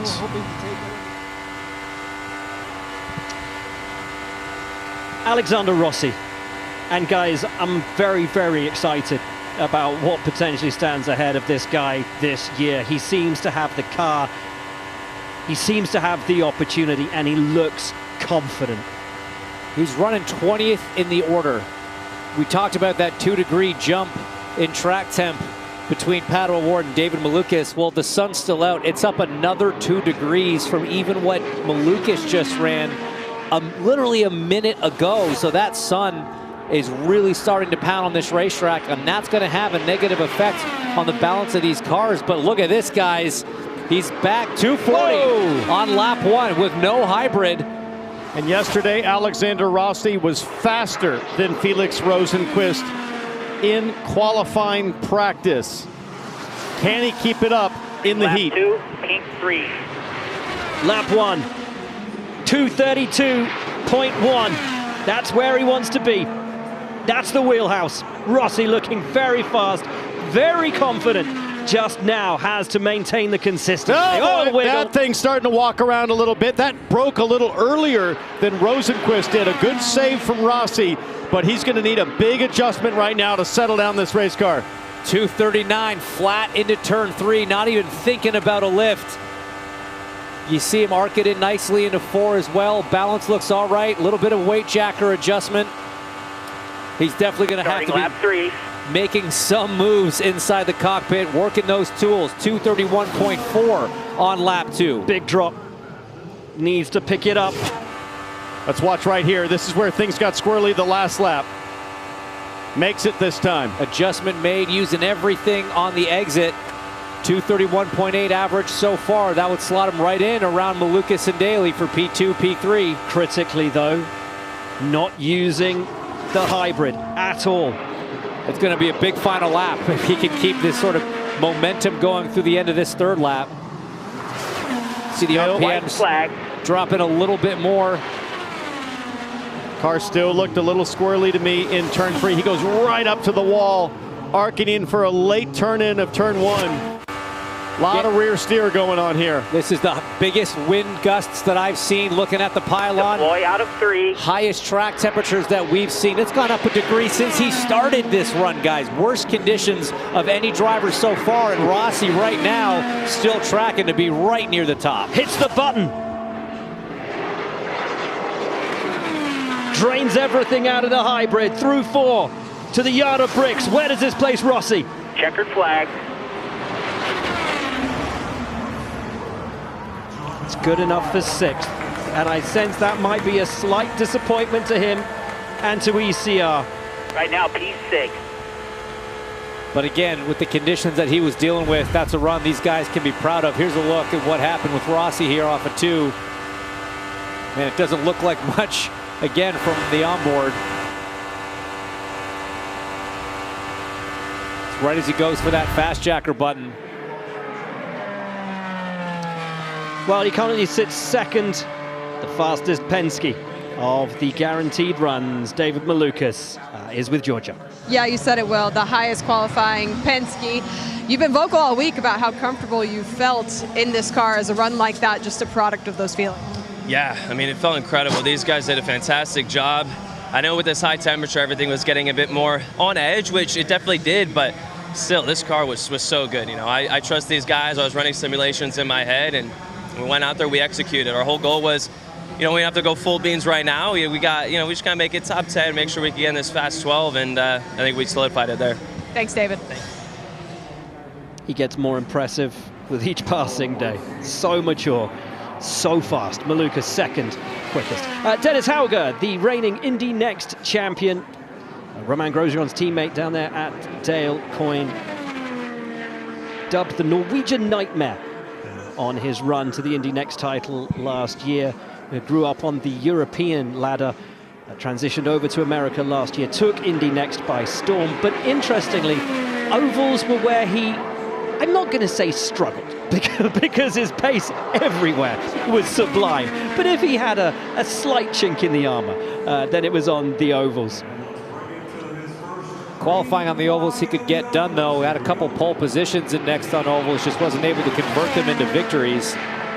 But right now, this young driver who's having really a phenomenal rookie season. He's sitting, I believe, 15th in points.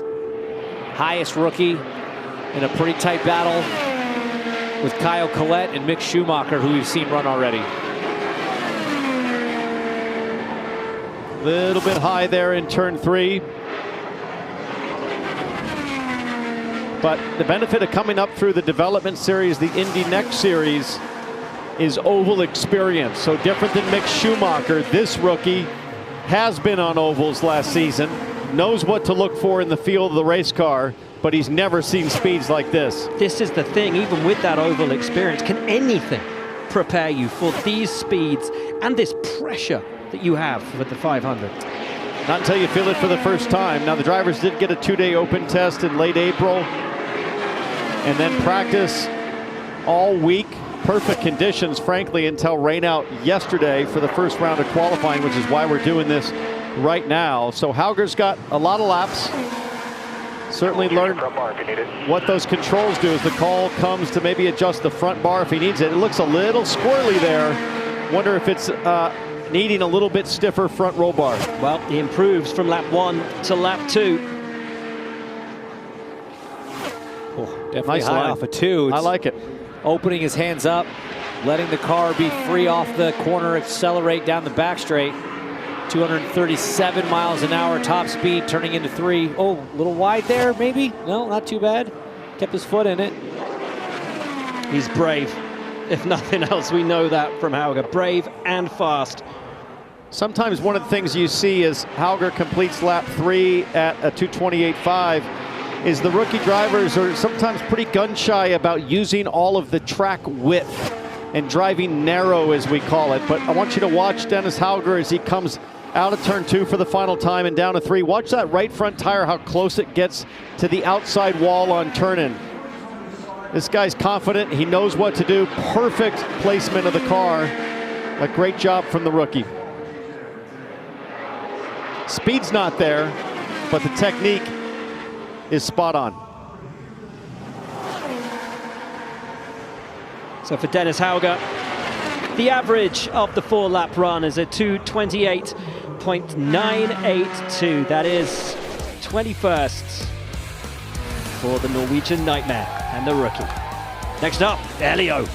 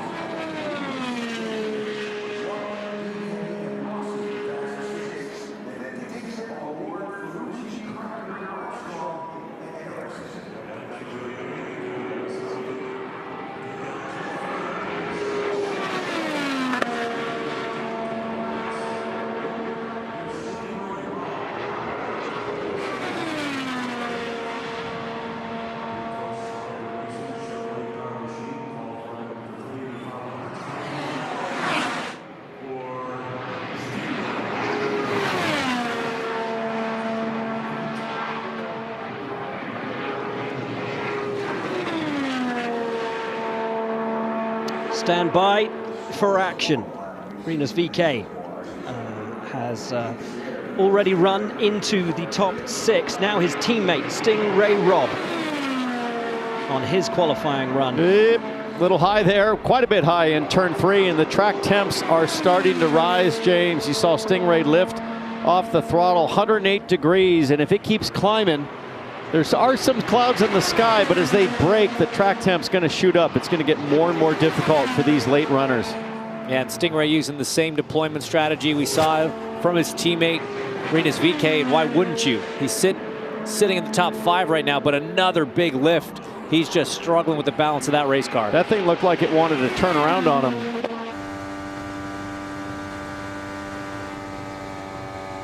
Yeah, he doesn't trust it now. He does not trust what's under him.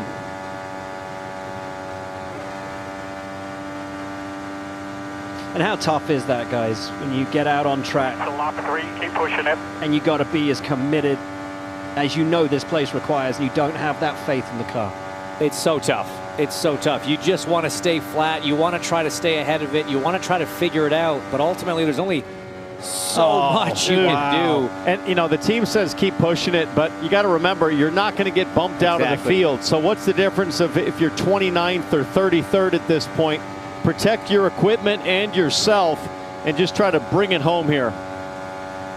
Yeah, this thing looking diabolical for Stingray. Just really not able to turn at all. Right front tire. To the white flag. Not digging into the racetrack. And the more you slide it, the more it overheats, the worse it gets. The problem just compounds. Oh, yeah, Stingray's just got to survive the next couple corners. 225.3 that last lap.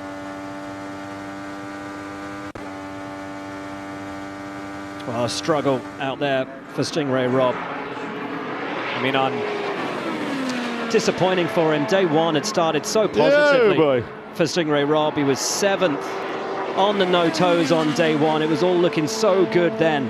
But from that first day to now, the car has just gone away from him. No confidence and no speed. Last, and unsurprisingly so. Moments ago, though, Georgia caught up with his teammate, Rinus VeeKay. Qualifying at the Indianapolis Motor Speedway and Rinus VeeKay go hand in hand. You were flying out there and you had one shot at it. Did you give it your all? I gave it my all for sure. The whole team did. We were pretty aggressive on our trim levels. So, yeah, I think we really gave it all there. Car was just light all over the place, really kind of tiptoeing out there. Yeah, I was fighting it there. Happy I got that one over with, but really good run. I think that's kind of our pace there. So I gave it all I had, and I think we can dial it in. I think we're going to be in the fast 6, so or in the fast 12 for sure. So we'll dial it in for the hotter temperatures there. The confidence is there. We'll see if it holds up. That's Rinus VeeKay. 50% of his races here on the front row of the grid. Now, what about this guy? Kyle Kirkwood, who entered the open test and seemingly had a car for all conditions. James, I know he was one of the drivers you had marked out right from that first day of the open test as being someone to watch out for this year. Our one-time championship leader, Kyle Kirkwood. But as for every driver at Andretti, this week has just seemed to come unstuck. When we moved into Fast Friday, the pace deserted them. Yeah, it seemed to get away from them a little bit, which is kind of confusing. To me, you know, all three of the cars seemed reasonable on the no-toes throughout the early part of practice. Kyle looked pretty racy and race trim as well, but like you say, Will, when we got to Fast Friday, the boost went up. They just didn't seem to find the same amount of pace as a lot of the other cars.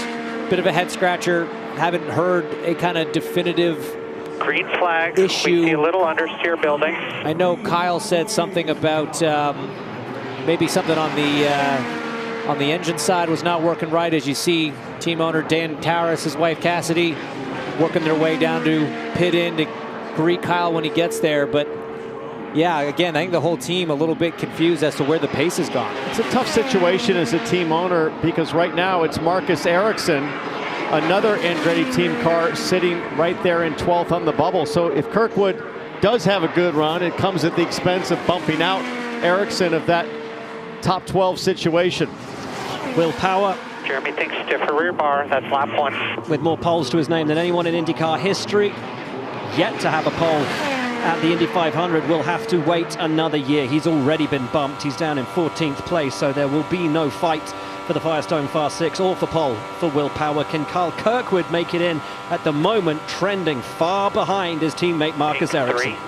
And this is a disaster, frankly, for Andretti right now. You think about the talent they have behind the wheel. You've got former winner Marcus Ericsson, always a factor in this race. Second in the championship is this driver, Kyle Kirkwood. And the fastest driver in the history of IndyCar racing, Will Power, and none of them in with a shot today to make that top 12. Yeah, I mean, it's tough to watch when you see a slow first lap followed by a pretty decent degradation number by the second lap. This average is creeping down. And right now, the average would only put them around Joseph Newgarden, Romain Grosjean territory. That's 17th, 18th. It would make him the slowest of the three Andrettis so far, having been the fastest and the one that everyone had their eyes on just a few days ago. And James, 237 miles an hour on the back straightaway. And as a driver, you know, you can tune the car in the corners and try to optimize it. There's nothing you can do to get down the straightaway faster. And when I say fastest, day one of practice, the no-toe speeds, Kyle Kirkwood was the fastest driver out there on track. How things have turned 180 degrees over the past week. Steer in 3 and 4.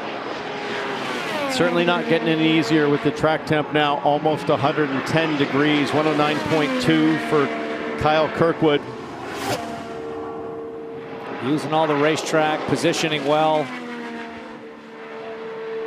And they better hope they've got a fast race car. Deploy. Because they don't have a fast qualifying car. Checker flag. 229.6. 19th for Kyle Kirkwood. Slowest of the Andrettis by some margin. Faster today only than Stingray Robb, Dennis Hauger, Graham Rahal, and Mick Schumacher. And still with some good cars to go. Now, the guy including this guy. Yeah. What a sensation this young man to stay ahead of the car. has Got been. Good balance. Let's go do 4 clean laps and see what happens. At this track, Caio Collet, graduate of the Indy Next program, was fastest on day 2 at the open test, is loving, absolutely loving, driving at speed around the Indianapolis Motor Speedway. This place, he's got it in his veins already. Such an exciting young man. Yeah, you can't wipe the smile off his face every time he gets out of the race car. And he's had a really steady month as a rookie. Got up to speed quickly. Practice 1. We saw some strong no-toe times out of this car, often faster on no-toe than his teammate Santino Ferrucci. Then we saw him start to build up his confidence in race trim and race running, getting to work in traffic, starting just one-on-one with Santino, then working his way slowly into the bigger groups. I've really been impressed with the methodical approach that the team has kind of presented Kyle with, and I think he's adapting and performing very well. His 4-lap no-toe average on Fast Friday had him in the top 10, actually in 9th place, and his teammate Santino Ferrucci currently occupies 9th place of the drivers who have run so far. Caio Collet aiming to join his teammate in the top 12. And I think we've seen that there's more pace in the 4 than the 14 all week long. The difference being, guys, in qualifying with these conditions, it is tricky. There is a lot to do. We think back to that run from Daly, how much work he was doing in the car with the tools. That is so much easier with a bunch of experience, and that's what he's missing here. But I want to roll back 12 months to rookie Robert Schwartzman, who didn't know what he didn't know about this track and was willing to push and push and push, and it didn't bite him. And he kept taking those chances. I see shades of that in Caio Collet. And right there with Marcus Ericsson, who sits on that cutoff to make the top 12. Collet slightly ahead, goes 231.7 on the first lap. Impressive. Not bad at all, and he seems to be edging away from Ericsson a little bit, maybe building himself a little bit of a buffer. It is tight down there. You know, you can start getting around that 10th place. You got Carpenter to 30.8, Armstrong 30.7, Ericsson 30.6, and then outside the bubble, Lundgaard 30.6. Really, really tight right around that transfer spot. Still saving quite a bit of hybrid here at 96%. Now, Collette is a former Nissan Formula E simulator driver. The reason that's important, all the complexities of the electronics, he will be well versed in procedure and process just in the sim versus here at 238 miles an hour. It adds an extra flame under the seat, James, when it's for real. It's a bit different doing it in an air-conditioned room versus a very high-pressure, hot cockpit of a race car. But so far, great run, only a 1/10 of a mile an hour He's on the drop-off. Way ahead of Ericsson now on the bubble. I spoke to him before this week started, just after he'd done the open test, and he had to do, like all rookies, the rookie orientation program. He said, I hated it. This track is not meant to be driven slowly. I just wanted more speed. I wanted more pace. I wanted to absolutely leather it from the first moment in the car. Pace starting to fall off now, lap 3, 230.9. That average at 231.4, still ahead of his much more experienced and very impressive Indy teammate, Santino Ferrucci. But AJ Foyt Racing has come to fight as Ferrucci watches on. The Brazilian rookie doing a great job. 1 corner to go. Great relationship between these two. And now Collette pushes the hybrid button, deploys everything through 4. Over the line, Caio Collette, does he make it into the top 12? He does in 7th. What a final lap. What a run from the rookie. Currently P7, nice work, bud. Woo, let's go. Thanks, guys. Guy was mega. Mega is right. Faster than Scott Dixon, the man who has been on the pole here 5 times. Welcome to the Indy 500, Caio Collette. That was brilliant. Meanwhile, Kevin downstairs with what I'm sure will be a pretty disappointed Kyle Kirkwood. And Kyle, I heard Brian Herta tell you, sorry, that's all we've got. What are you dealing with right now? What can you do when it comes to next Sunday? Quite honestly, the car feels really good, so there's not a whole lot that we can do, right? But given that, we know we have a really fast race car. I'm sure you heard a lot of people do that, but we were like right at the top of the charts of no toe and race trim, and then also the passes on track all through practice. And we're very confident with that race car. You know, this is not a position that is new to me, being starting pretty far back here. So we know we'll cut through the field, and that's exactly what we'll expect to do here with this Sam's Club Honda. Thank you, Kyle. So that might be one to keep an eye on next Sunday to carve his way through. Yeah, that work starts tomorrow in practice. This weekend's over for these guys. They know that. The mindset's already shifted to Monday practice, to carb day final practice, and to the race next weekend. But no doubt a bit of dejection there in the voice of Kyle Kirkwood. But look, we saw what Joseph Newgarden did from the back row. He cut his way through the field before he had his problems last year. So, man, I'm still looking at that Caio Collette run. The crowd went nuts. Brilliant. We heard so much crowd noise in turn 1 there, the excitement in his voice. But I got good news for you, Caio. You get to do it again. You're probably going to be safe, and you're going to get to go do that again. And if you're lucky, maybe 2 more times. Helio Castroneves out on track, a 4-time pole sitter here. Kevin, what do you know? Just a quick note. I often hear Townsend and Hinch talk about the fast jacker. Helio was told a few minutes ago, we advise you not to use the fast jacker right now. Interesting. I don't know why that would be, as Mike Shank, team owner, looks on. Now, folks, one thing you want to watch here is how different the qualifying line is for Helio Castroneves.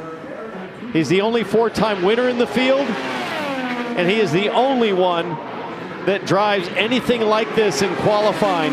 Left side tires don't even touch the white line. Everybody else you've seen today aims to put their tires below the white line. Why does he do it? Well, look at the numbers.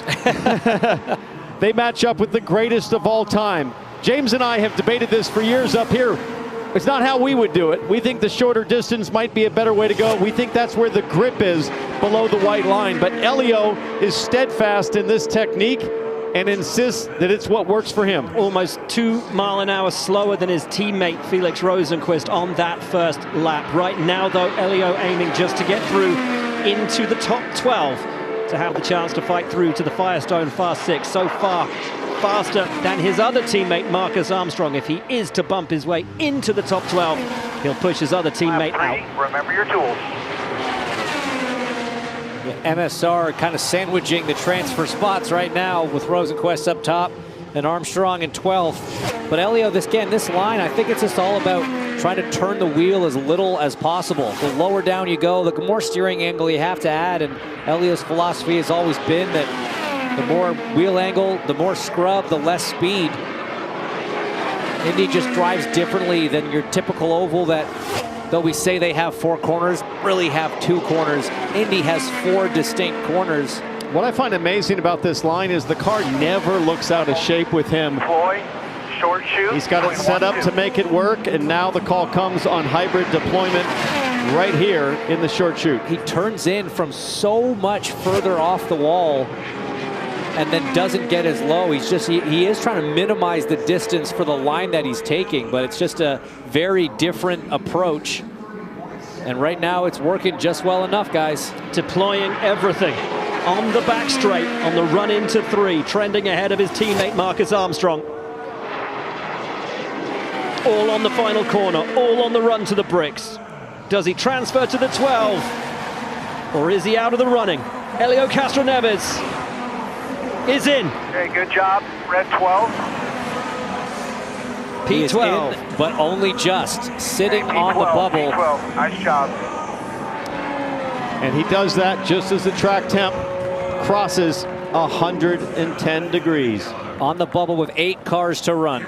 Well, from the man who will take part in his 26th Indy 500 to a man who will take part next weekend in his first. Welcome to the Indy 500 with a brilliant qualifying run, Caio Collet.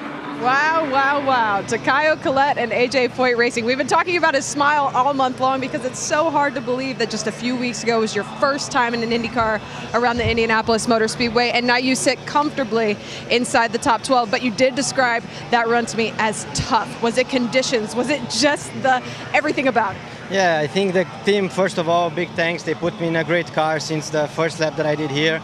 And yeah, with the conditions was a bit tougher. Gladly my balance was towards understeer, so to the less scary side, and I was just keeping on top of my tools. But yeah, really happy with the run. I think it was awesome 4 laps. I really enjoyed myself out there. Hopefully we can go to the Fast 12 and improve a little bit. And if things go according to plan, he'll have to recreate that run, guys. Things go really to plan, I'll have to recreate it twice. Well, with 8 drivers left to go, that means 4 drivers are definitely locked into the top 12 shootout. Those drivers are your top 4 at the moment. Felix Rosenquist, David Malukas, Connor Daly, and Scott McLaughlin. But if one guy can get himself up into that top 12, it's probably this one, Takuma Sato. So much experience around this track. A 2-time winner, has never had a pole, but knows what it takes to start on the front row, as he did last year. Turns up every year, the one-off race. This will be his 17th Indy 500, and always seems to have something in the tank. But he's up against it, guys. Track temp continues to rise. First driver to be on track with 111 degrees of track temp. And look, he's gone for a different strategy from a lot of the other Honda runners. Now there are 15 Hondas in this race, and if you line up 15 engines, they will never be identical. The question is, which one did Takuma Sato pull for today? Does he have the big one? It's looked like a rocket ship so far, but Rosenquist arguably with the fastest Honda we've seen. Let's see what Sato can do on lap 1. It's not looking super quick. It's 2:31.9. That'll be quick enough. That's definitely quick enough. Well, especially when you compare to his teammates, Graham Rahal, Mick Schumacher, and Louis Foster, who's still to run. Was just looking at that top speed into turn 1, maybe a little bit more of a headwind than what we've seen. His speed down the back straight, decent, but again, we saw 240 out of Felix Rosenquist.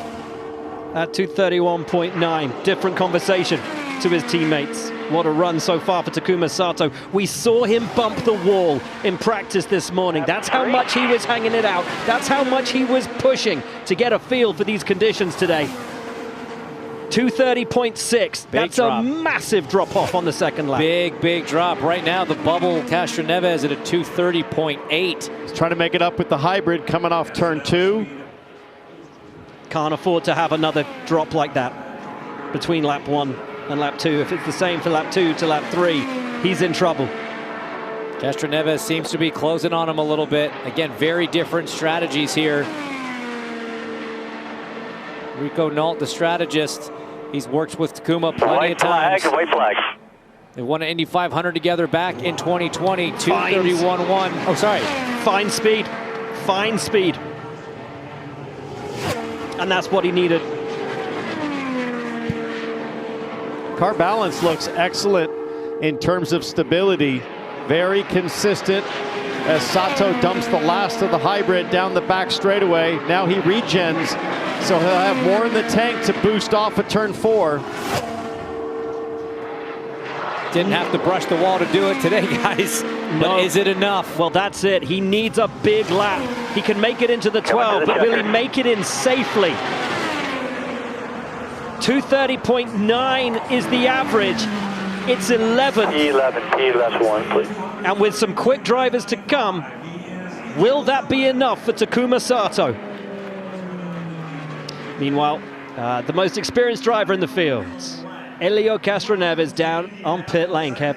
He sits 13th right now, and that's worked out okay before. You've won one of your 4 times from 13th. How tricky is it right now? Yeah, no, definitely, when people draw the earlier one, the temperature's a little bit better. Oh, everybody knows, but in the end of the day, still pretty good. That was a pretty solid run. My car was actually, we pushed to obviously more than what you believe, and the car accepted, which was great.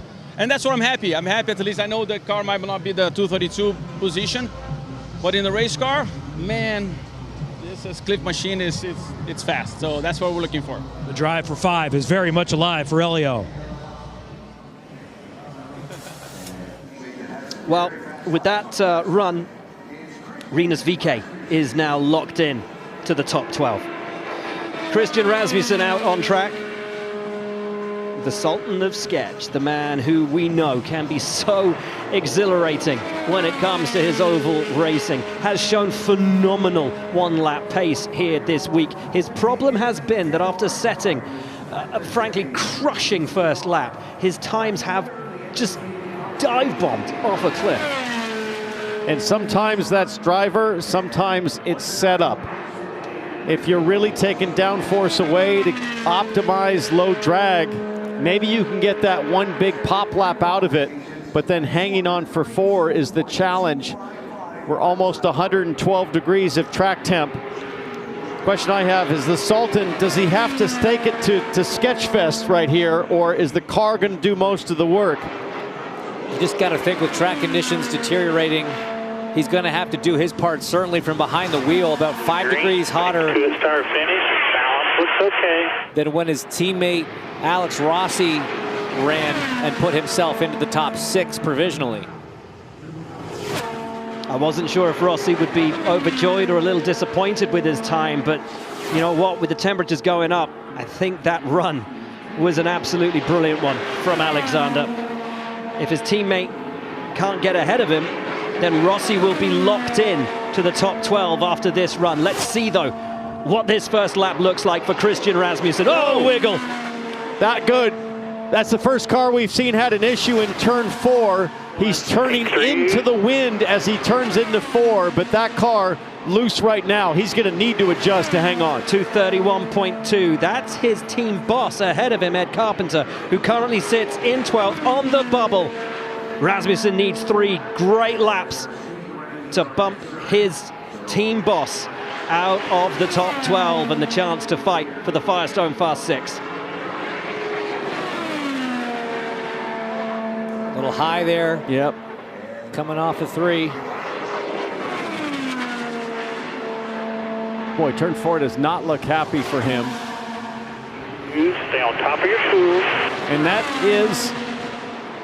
Oh, 7/10 of a mile an hour drop between lap 1 and lap 2. It's falling away from Christian Rasmussen. That is Woody Harvey Rasmussen's strategy, saying stay on top of your tools. The strategists can see on the monitors on the timing stand the amount of oversteer that their driver's dealing with. So just reminding them there are things that can help you. Still 2:39 on the back straightaway for Rasmussen. He's going to have to find a little bit of pace on lap 3 and then hope that the hybrid deployment on lap 4 can get him back above the bubble. Right now he's absolutely flirting with the average that would get him through. Drops more time. But he's just about there. Right now, Carpenter's at a 2:30.829. So if this hybrid deployment can find him 2.5 of a mile an hour, that could just be enough. Uses it all up through 1 and 2. Does he regen to use it through 3 and 4? I don't think he's going to. So that's it. All used up for Christian Rasmussen. Is it enough? Can he find the time to make it through into the 12? His teammate Ed Carpenter sits 12th. Rasmussen so close to the wall. Gutsy drive. Over the line, and it is 14th. So, P14, way to hang with it. With that, his teammate Alexander Rossi is guaranteed to transfer. His team boss stays in. Oh boy. When you could see the gloves switch positions from that far away, that was a massive moment. Great effort from him to hang on to it. Well, the man who currently sits 11th is Takuma Sato. Always a joy to have him here at the Speedway. This crowd loves him as much as he loves them. He's with Georgia. Thanks, Will. As soon as you came in, Takuma Sato, the team asked, what information can you pass along to Louis, who heads out now? What information can you pass? Well, the balance things that we, as normally, we communicate with. And yeah, it's kind of a little frustrated. Obviously, we want it to be a little faster than that. It's car's a bit draggy at the moment. So hopefully Louis have a good run, but in terms of balance, I can help. But for the drag point of view, not much we can do. Thanks, Takuma.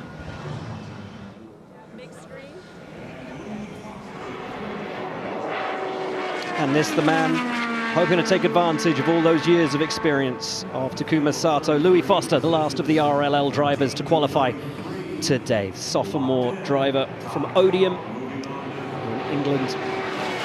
Coming off his career best result last weekend, a 7th place finish on the road course here last Saturday. Did such a great job looking after his tires, and that's been the criticism of Louis Foster as a rookie. Fast, but hard on tires over the long run. But he turned that around at Indy, showing us that he could turn a top 6 qualifying performance into a solid finish. He's going to have to take care of his Firestones over these 4 laps, James, as we're looking at 112.3 degree track temperature. Nothing like what he saw on Fast Friday during practice. You know, again, keeps creeping up. Highest temperature we've seen for someone starting their run. This guy had a great run here last year as a rookie. Started in P20, but raced his way up to a 12th place finish. Very respectable on the lead lap. He was 1 car behind his teammate Sato in Fast Friday practice. They were 17th and 18th. So if Foster can kind of match Sato's performance today, he'll be right in the mix. On the 1 laps? Yeah. On the 4 laps, he was 6th on the no-toe. He looked great on Fast Friday. What's the first lap going to look like for him, though? 2:31.0 again. Needs now to find pace.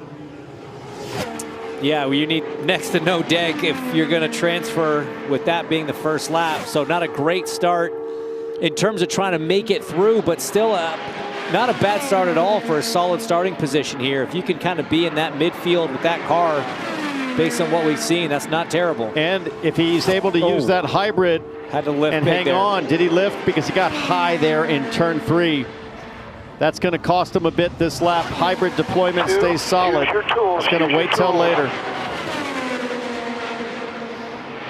The lift gives a big drop, over 1 mile an hour between lap 1 and lap 2.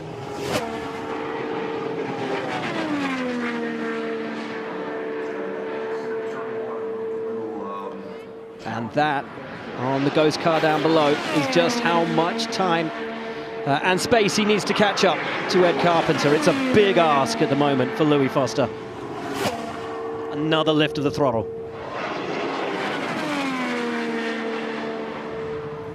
Certainly doesn't seem quite as diabolical as the handling on Stingray Rob, but this has kind of turned into a survival mission for Foster. Just needs to bring it home. He recovers, though. Find a bit of pace.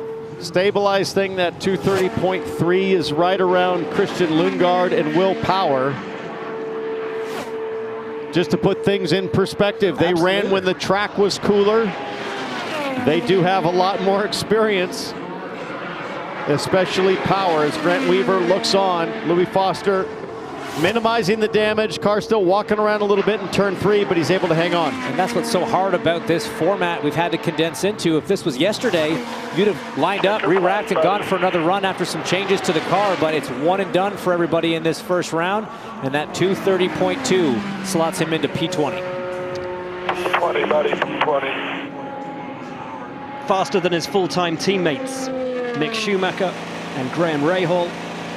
Louis Foster, 20th with his run. Now we look down at Kyffin Simpson. That beautiful Sunoco livery looks great here at the Speedway. And Kyffin himself has looked pretty good all week. Lights up the rears and shoots out of pit lane. Have a lot of confidence where you're at. It's very similar to that car you were happy with. Have a great run here, all right? And that's great. Take that confidence. This is the car you were happy with. Those last words from your strategist as you pull out of the box are so crucial, right? They're so nice to hear. You're now on the racetrack. You know you've got the track to yourself. You're going up through the gears. The car with your jacker. accelerates fairly slowly on this first lap. You're in a very rich engine map just to keep the engine as cool as possible. You're flat from out of the pits through 3 and 4, through 1 and 2. You'll switch it in to that big power qualifying mode on the back straight, and everything just starts to speed up. And that's when the heart rate goes up and you know it's time to perform. Doesn't surprise me at all that the two most successful teams in this sport, Team Penske and Chip Ganassi Racing, that you hear a similar tone on the radio with their drivers. We've done the work. We know where we are. We know what you're capable of. Now stick the landing. That's it. If you were flying an F-14 at night in the rain trying to land on an aircraft carrier, that's what you would want to hear out of air traffic control to bring her home. That's exactly the tone of the two best teams today. We've been talking, guys, about how one driver going out can help their teammates. Green flag. Scott Dixon ran first. Kyffin Simpson is running 29th. The track has changed so much. Alex Palou is not due to run for another couple of cars. How important will this run be for the champion? Will anything that Scott Dixon reported back from his first run now be of any use to either driver? It absolutely will. Certainly it's going to get a little bit hotter, but the inherent balance, the inherent dynamic of the car is going to change the same. You can learn a lot about gearing, hybrid deployment. So many little nuances that can get transferred here, but going to be tough for Simpson. Stay ahead of the balance. With that track temp, as the reminder comes from Taylor Kyle to stay ahead of the balance, and he is just ahead of Ed Carpenter. Just 231.9. It's a nice first lap for Kyffin Simpson. Exactly where he needs to be.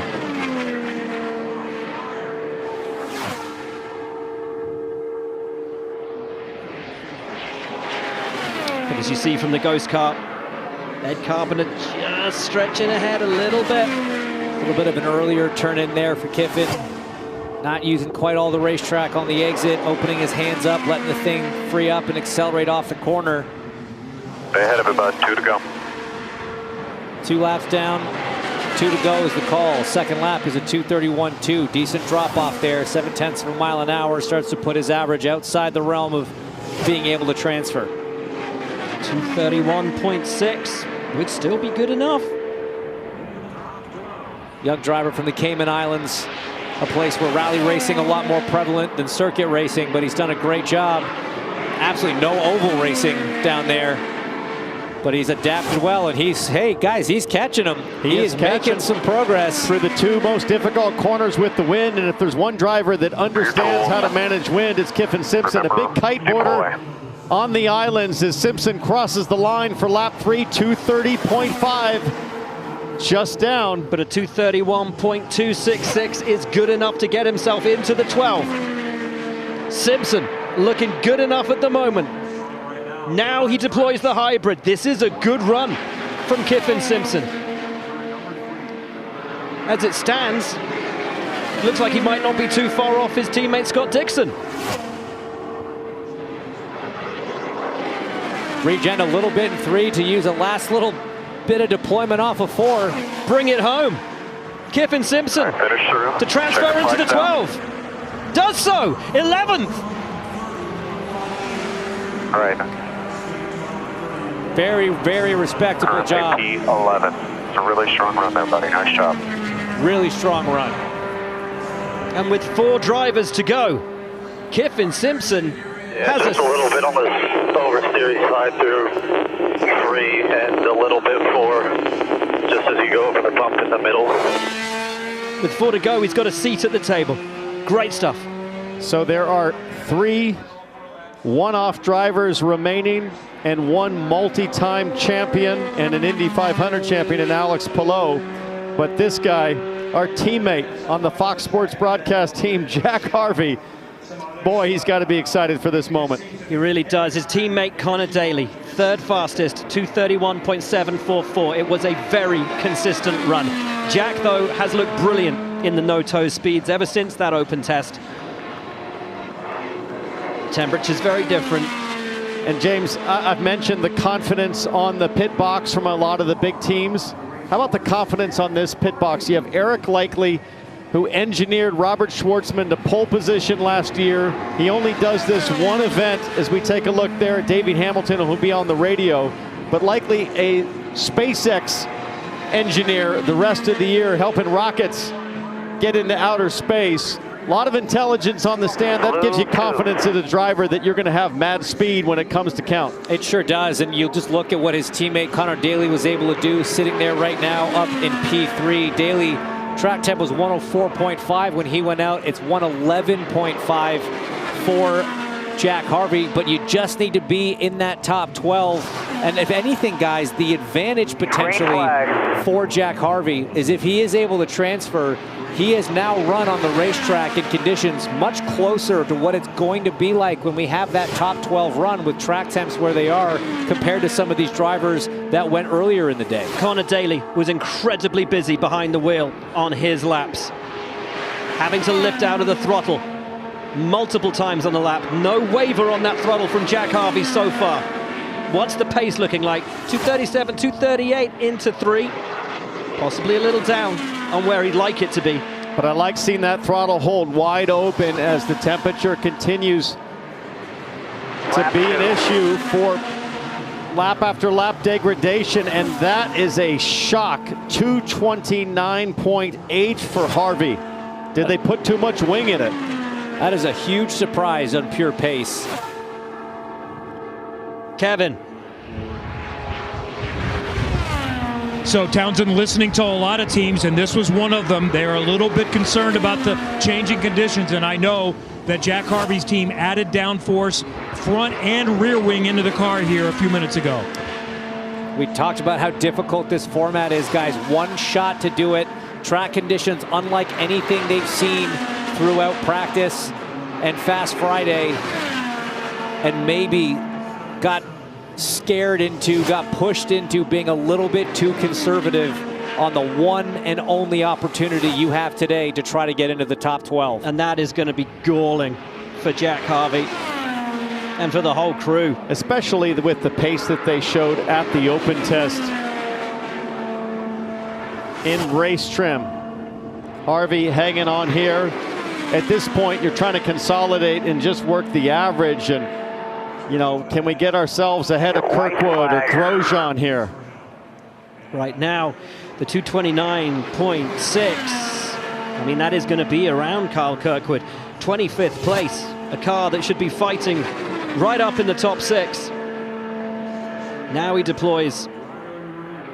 But this will be a shock and a massive disappointment. And it would have been such a shock to Jack when he crossed the start-finish line at the end of that first lap. The number pops up on the dash, and he would have said, why is it a 220-something and not a 230-something And at that point, you know it's going to be an uphill battle in that run, and mentally just trying to get through it can be so tough. Checker flag.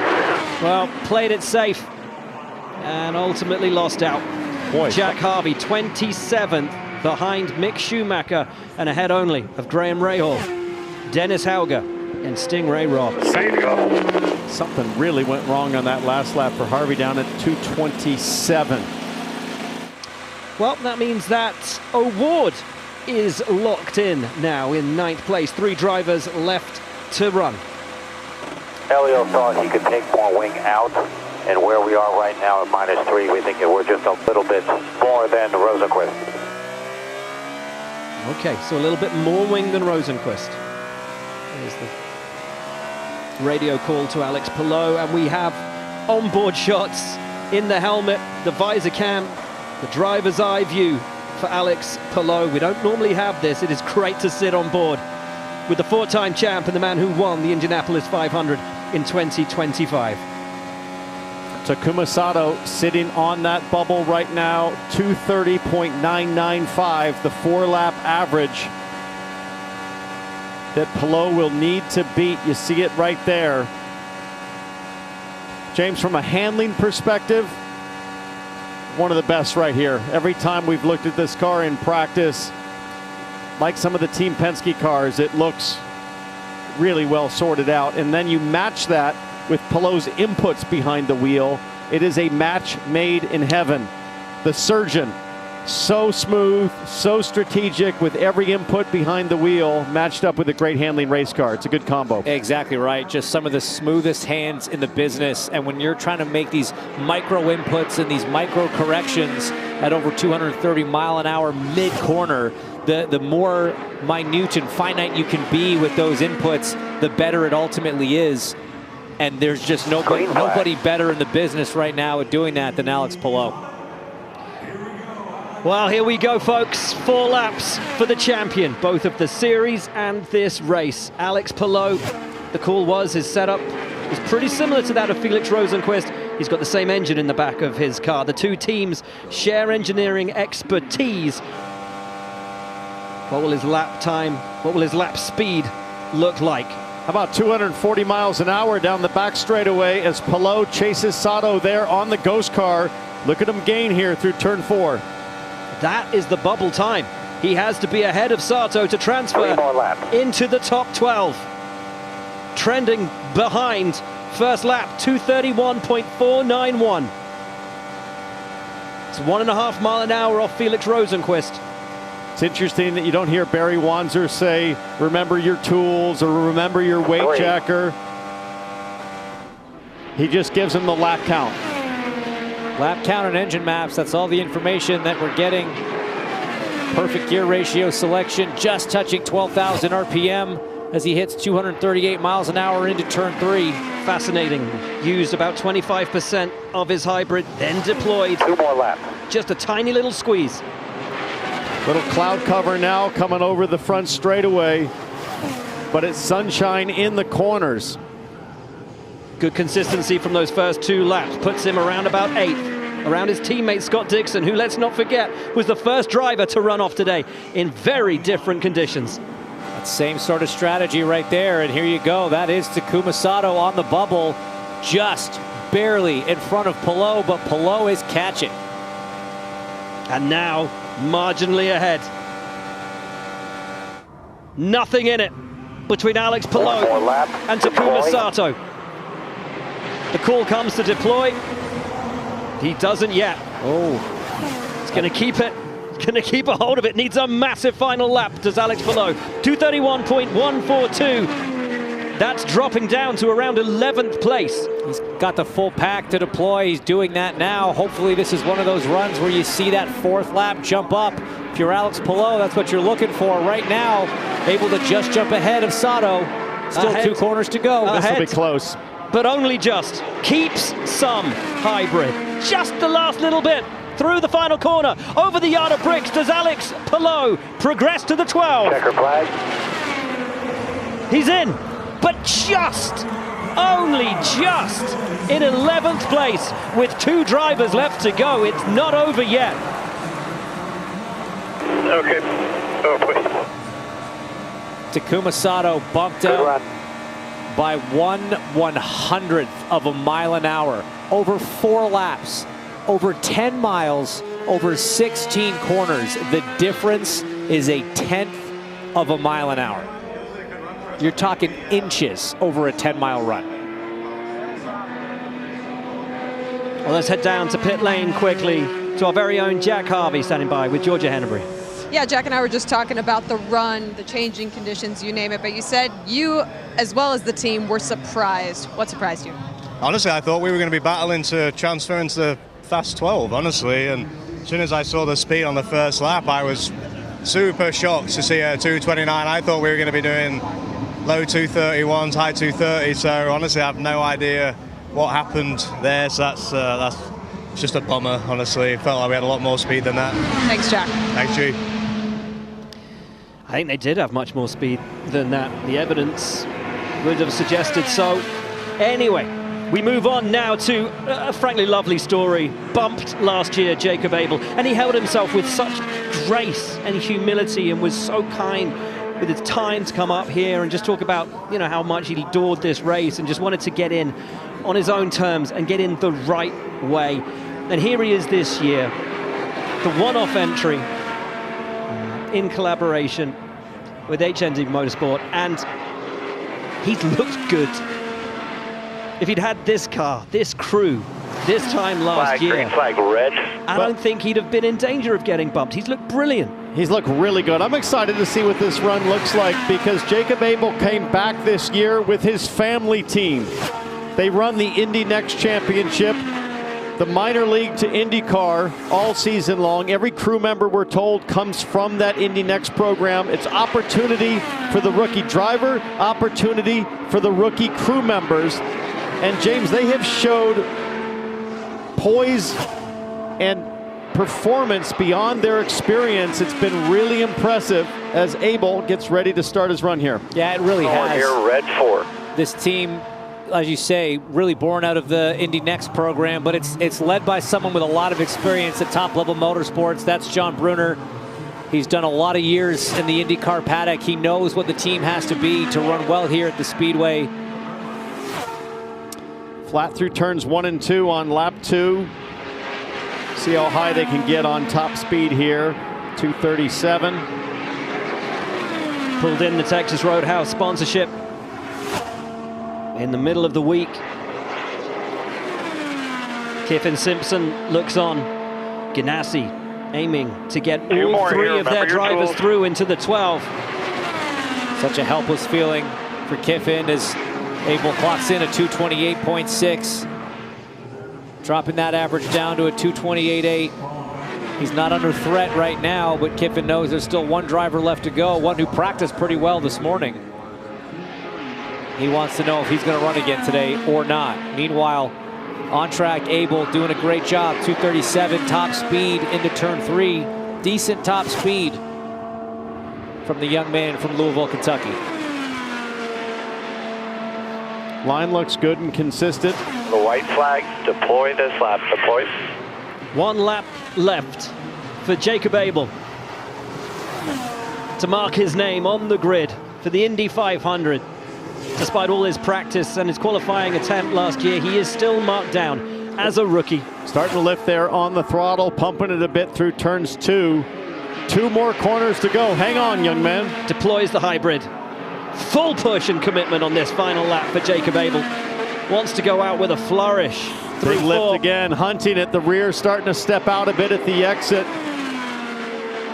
At this point, looking at just better Stingray Robb. Good job, buddy. Coming to the checker. Jacob Abel is into the Indy 500. 228. Good job, you got it. .169. So Alex Palou now is locked in to the top 12. 1 driver to go.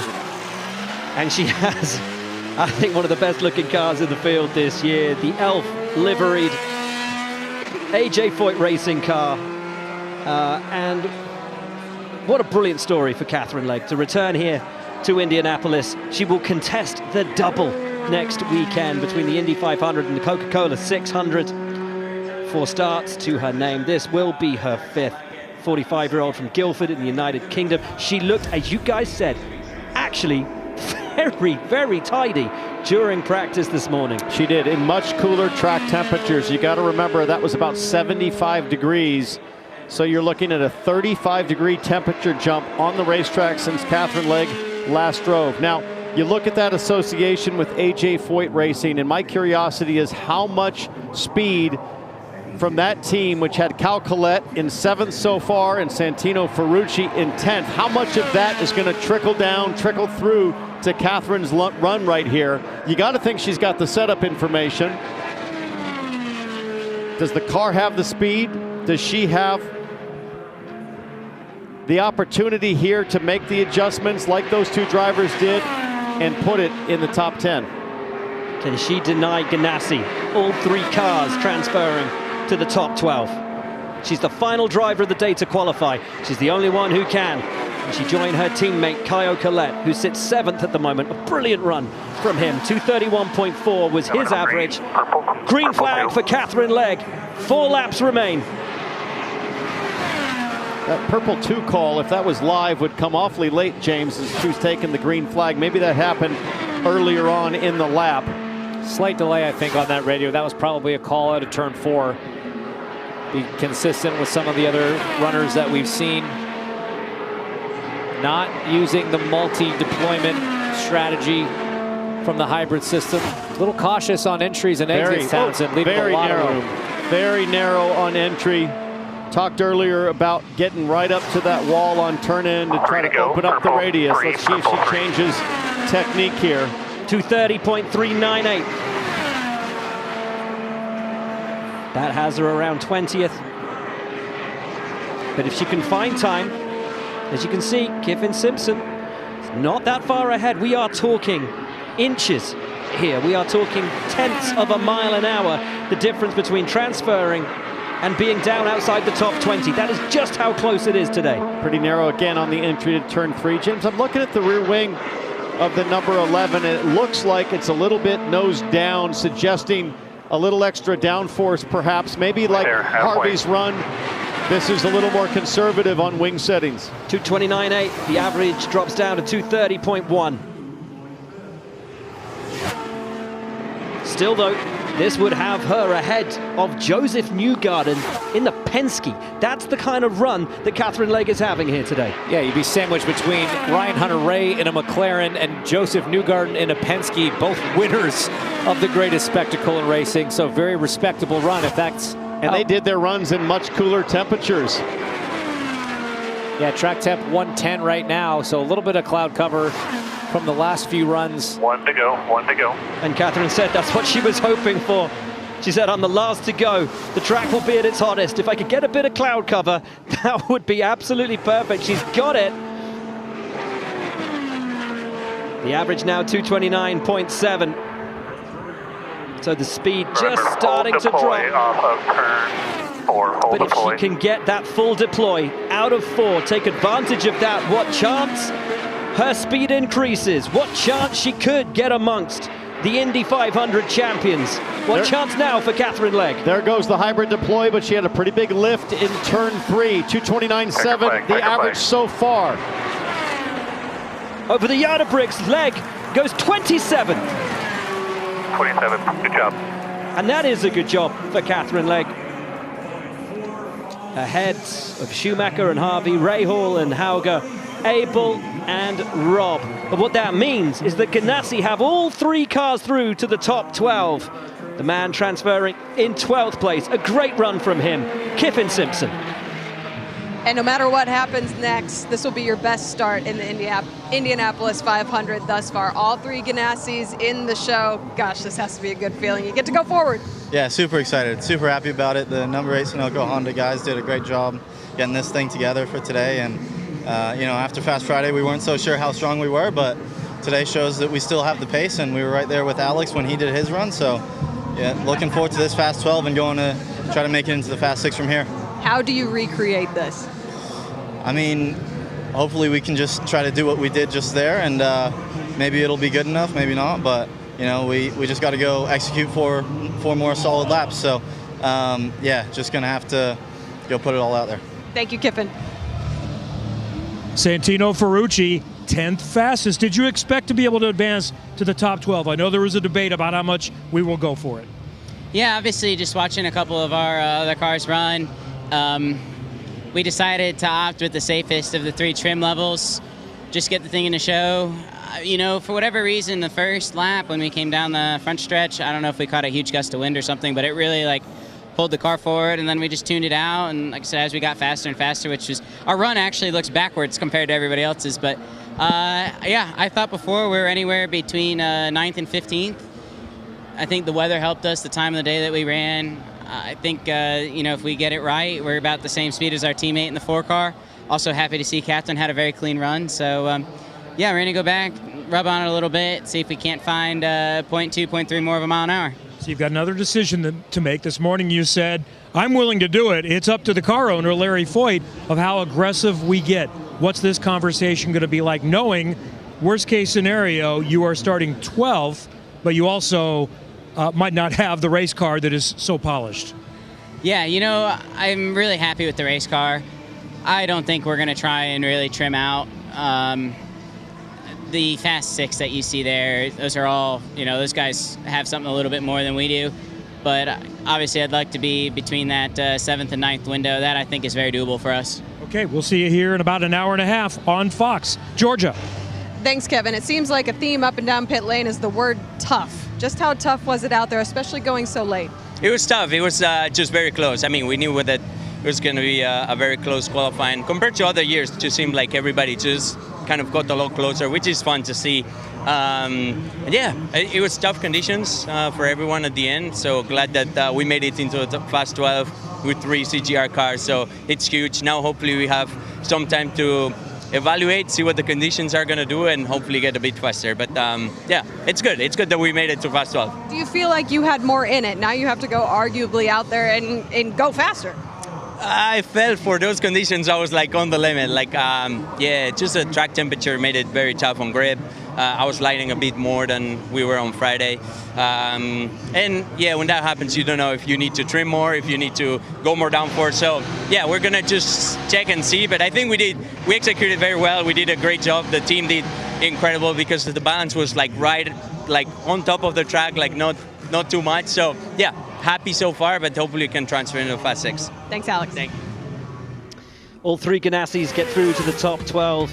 2 Penskes, both full-time drivers at Foyt, but out are the Able Motorsports cars, Dale Coyne Racing, RLL, and incredibly, all cars and drivers from Andretti Global.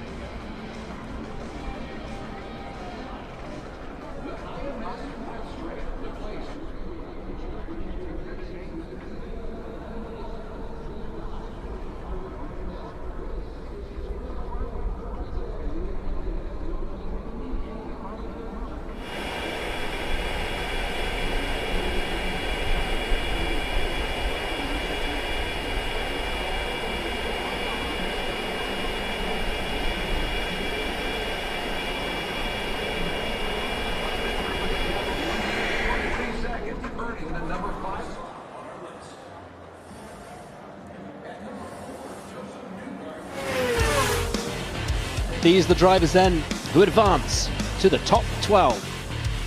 Felix Rosenqvist with an absolutely devastating time to top the sheets. David Malukas and Connor Daly, Scott McLaughlin and Arenas VK, Alexander Rossi, your fastest 6 drivers. Rookie sensation, Kaio Collet up there very much in the mix with Scott Dixon, Pato O'Ward, Santino Ferrucci, and just in those final runs, Alex Palou and Kiffin Simpson making it all 3 Ganassis into the top 12.